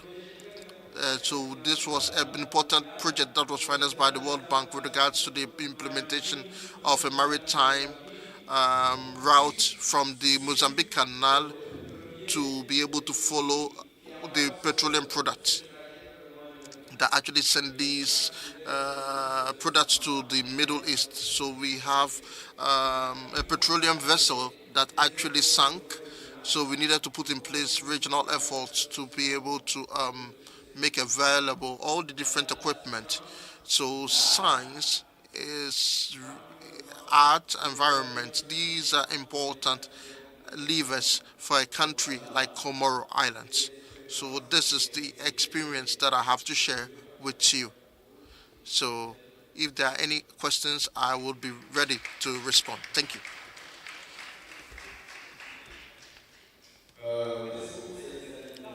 Thank you very much. Comores, et félicitations pour votre présidence. And congratulations for the presidency of the AU.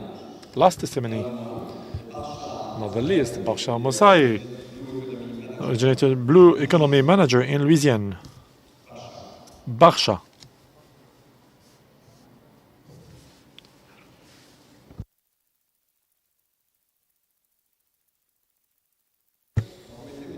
Do you know that when you plug in your laptop, we don't see you anymore? Yeah, it's Barca ou Baraka, en fait. C'est vrai que vous n'écrivez pas très bien. C'est vrai. It is true that I couldn't read it properly. Because I'm more comfortable in English. And it makes me super happy that this session started with an island woman, Reem, and it's going to end with an island woman. So yeah, we're planning to take over the world. And also thank you so much to the tech team that has valiantly tried to display the presentation and hopefully the video. We'll go through the slides like 20 seconds each slide and keep it super fast. I'm here to present on the Great Blue Wall Initiative, which is technically the fastest growing ocean movement initiative, hope in Africa as of now. Next slide, please. And the reason behind the Great Blue Wall, if we could have the next slide. Okay, I'll keep talking until then. Oh, what's happening here? Sorry. Technology. Ah, c'est celui-là. Bon. Oh, pardon. Sorry. The reason behind the Great Blue Wall is the fact that we have 3 interconnected crises that are hitting us on the head right now. I'm not going to go into too much detail on these crises because we all know what they are, and talking in a room like this means basically preaching to the audience. But the economic crisis, the biodiversity crisis, and the climate crisis are particularly affecting Africa, and especially so since we consider that this is a young continent. The majority of youth population are on this continent, so if we don't take care of this now, we are basically condemning whole generations to live with declining life choices. In fact, when I and many of the people in this room emerged into the job markets, we basically faced declining life opportunities. And this is something that we have to bear in mind, that the event horizon of the next generations is looking extremely bleak, which will cascade into other crises unless we take care of that. Sorry, I'm not very well versed with this. So bearing that in mind, bearing the impacts of the triple crisis on the African continent, we realize that at the same time, there's also a unifying solution, which is our ocean. On one hand, our oceans are facing these unprecedented impacts, and one of the most staggering figures that I came across, and it's an outdated figure, is that only 3% of the ocean has remained unaffected by human activity. This is in the latest IPBES report, and this was a 2014 figure. So by now we can assume that all of the ocean is impacted by human activity. So I would go so far as to say that it's not so much our ocean that needs us, but we need our ocean. So what the Great Blue Wall is trying to achieve is to bring these different components together to build a nature-positive world by 2030. Because very often we're working in silos, and we see that different realms of ocean action don't necessarily correspond together. So trying to bring ocean health, ocean finance, ocean science together is really what will lead us to that singularity and a movement that will actually help us develop a regenerative blue economy that benefits the African continent. And why are we talking about this framework with people and nature at the center? This, again, is a scenario that was put forward by various eminent scientists, including Dr. David Opora, which shows that in certain scenarios, if we focus only on current conservation trajectories, we will fall very short. So it's extremely important to put people right at the heart of the solution. And given the scale of the problem, given the generational drama that is about to hit us very hard, the scale of our response is extremely important. That means that we cannot afford to work piecemeal, so we need to consider a response that is as vast as the ocean that we're dealing with. The speed also matters. That picture is of the climate clock in New York. And well, 6 years is not a lot. In fact, we won't even have 2 World Cups in 6 years. So basically before the 2030 World Cup, we will have hit a serious climate crisis. So what we're planning to do is really leverage political momentum, which is extremely needed, especially now. We really need leaders to step up, and we need the financial resources, which we know are available. So our response is the Great Blue Wall, and I don't know if at this stage our tech wizards are able to show the video on the Great Blue Wall. Are we going to have a video? Yeah, just a very, very short 1.5 minute video. Have you got the video?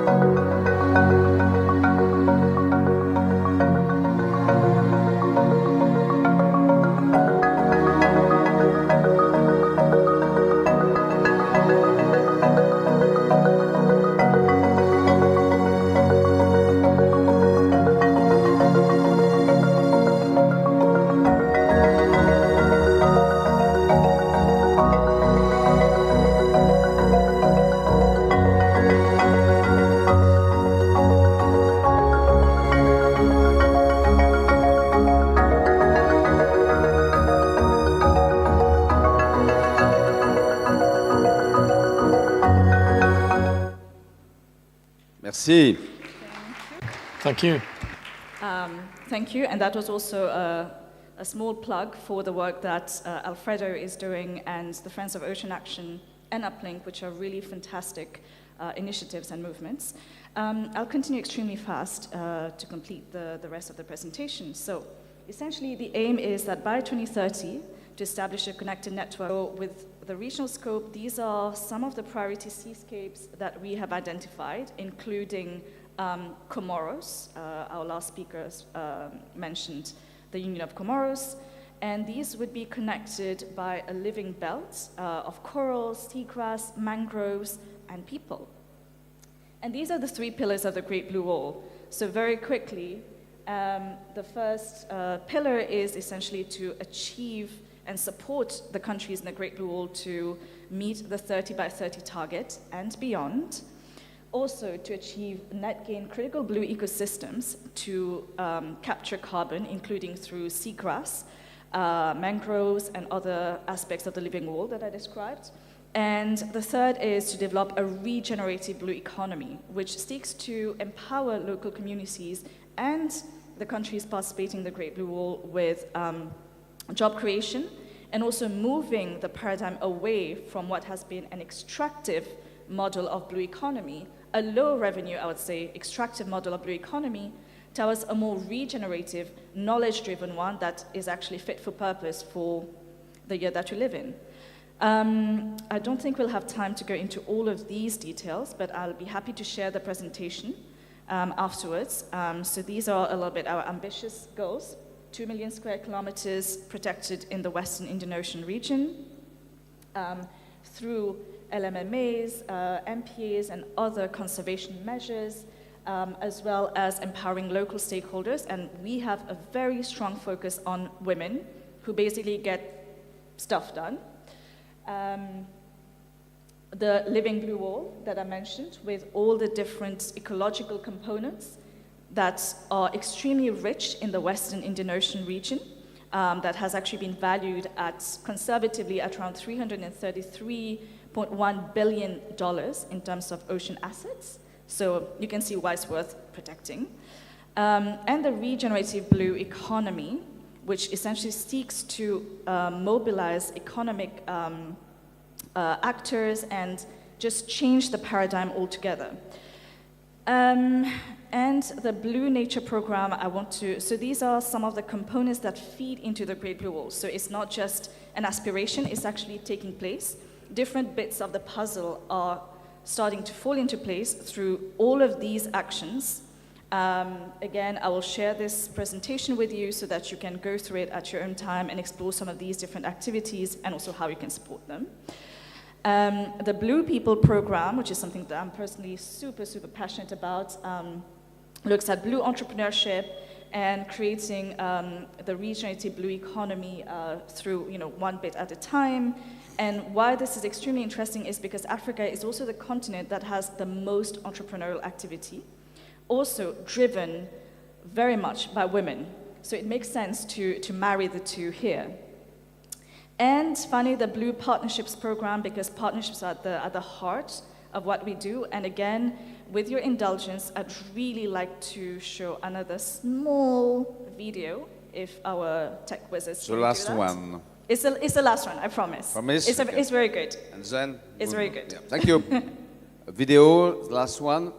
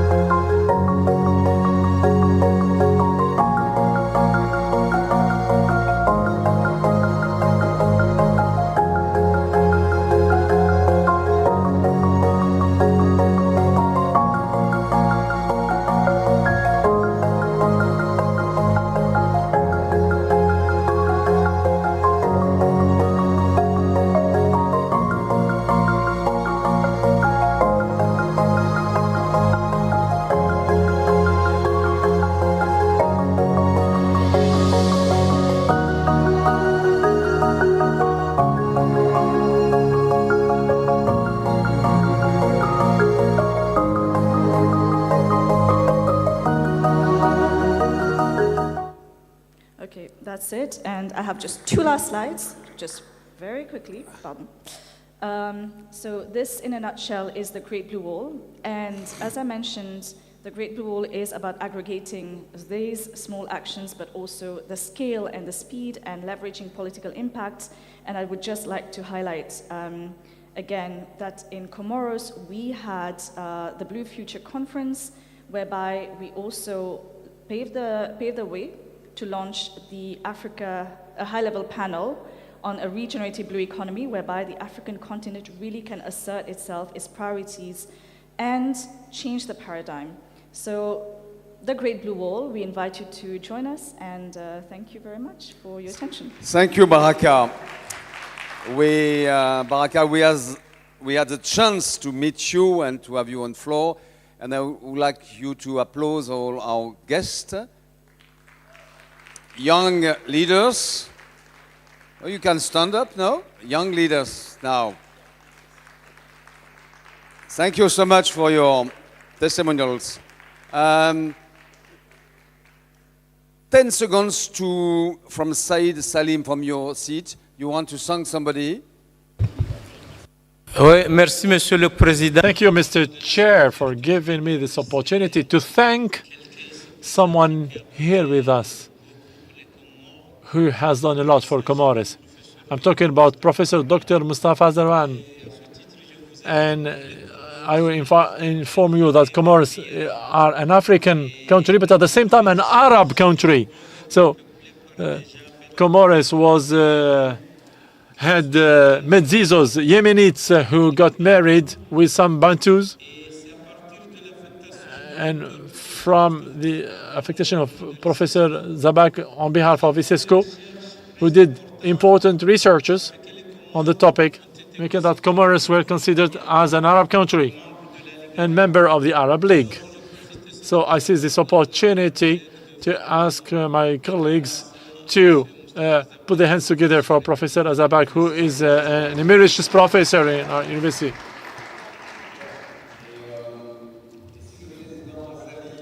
And if President Azali, very much committed on ocean issues, wants to say hi anytime, he's welcome. I think he's not far away from here. Now, let me ask you to spend a few extra minutes to conclude these talks by our friend Peter Thompson, Special Envoy Special of UN. He will try to summarize what we have said here and his vision, the vision of the UN about this first morning of the Blue Africa Summit. Peter, you have the floor. Look, just to sum up what we've heard this morning, I think you can see the great value of the Blue Africa Summit, and this being the first edition and rolling on to many more. The issues that we need to cover, of course, are as vast as the ocean itself, and some of them we haven't touched on, but I love Patricia's idea about getting a website up for Blue Africa Summit so that we can all contribute to that. And I do think that if we are going to have that website, that it should be linked to the UN Ocean Conference website, which is run out of DESA in New York. So make that linkage and your views will get through. I loved what Pierre was saying about the digital twins. Those of you who are not familiar with this concept, I assure you it's going to make a difference to humanity's relationship with the ocean.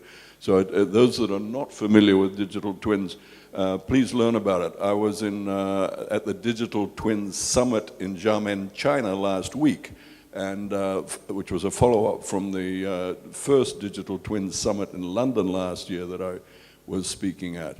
And what is being offered by this digital twin of the ocean is going to be game-changing.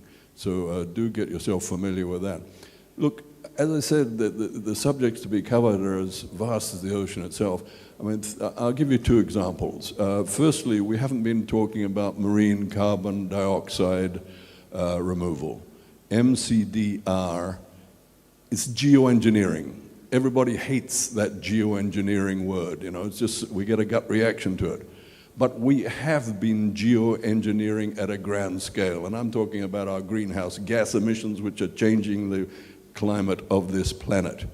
So IPCC says that we have to embrace CDR if we are going to stay somewhere between 1.5 and 2 degrees. If we don't embrace this, we're lost. You know, we're heading to 3 degrees. So we, in our corridor chats now and what remains this afternoon, I think, you know, we need to get this on the table. Dubai is coming. It's only 10 days away now, and it will be a major issue there. Marine CDR, such as capturing carbon from the atmosphere and burying it under the seafloor. This is already happening. It is going to happen in the future on a much grander scale. So we need to be aware of that. Think also about food. You know, we talk about food, we're talking about fish mainly. But 95% of the biomass of the ocean is microbial. It's not fish or whales or anything. It's microbial. So I was already talking to Vincent about plankton and this as a renewable food for humanity. But we're not getting into this kind of discussion in sufficient intensity. I'm not talking about at this meeting, I'm talking about globally. And we need to start thinking more broadly and bigger about these initiatives going forward. Look, it's such a great collection of people. I don't want to speak any more than to say, look, outside of this room, within this room, we've got so much to cover over the next 24 hours, and I really look forward to discussing some of these issues with you. Remember, these are not ordinary times. Secretary General of the United Nations says we have been at war with nature and it's time to make peace. Okay, with the ocean being 90% of the living space on the planet. That means making peace with the ocean. Thank you. Thanks so much, Peter. Merci beaucoup. Thank you very much. Here we go. Listen, it is 1:07. So it's lunchtime, and at 2:30 sharp, we'll meet again here for the last session of this Blue Africa Summit. I think that lunch is served next door, but I really count on you to be back at 2:30. You will see there's a beautiful program, a lot of presentations. Thanks to all of you who took the floor today. Thank you very much.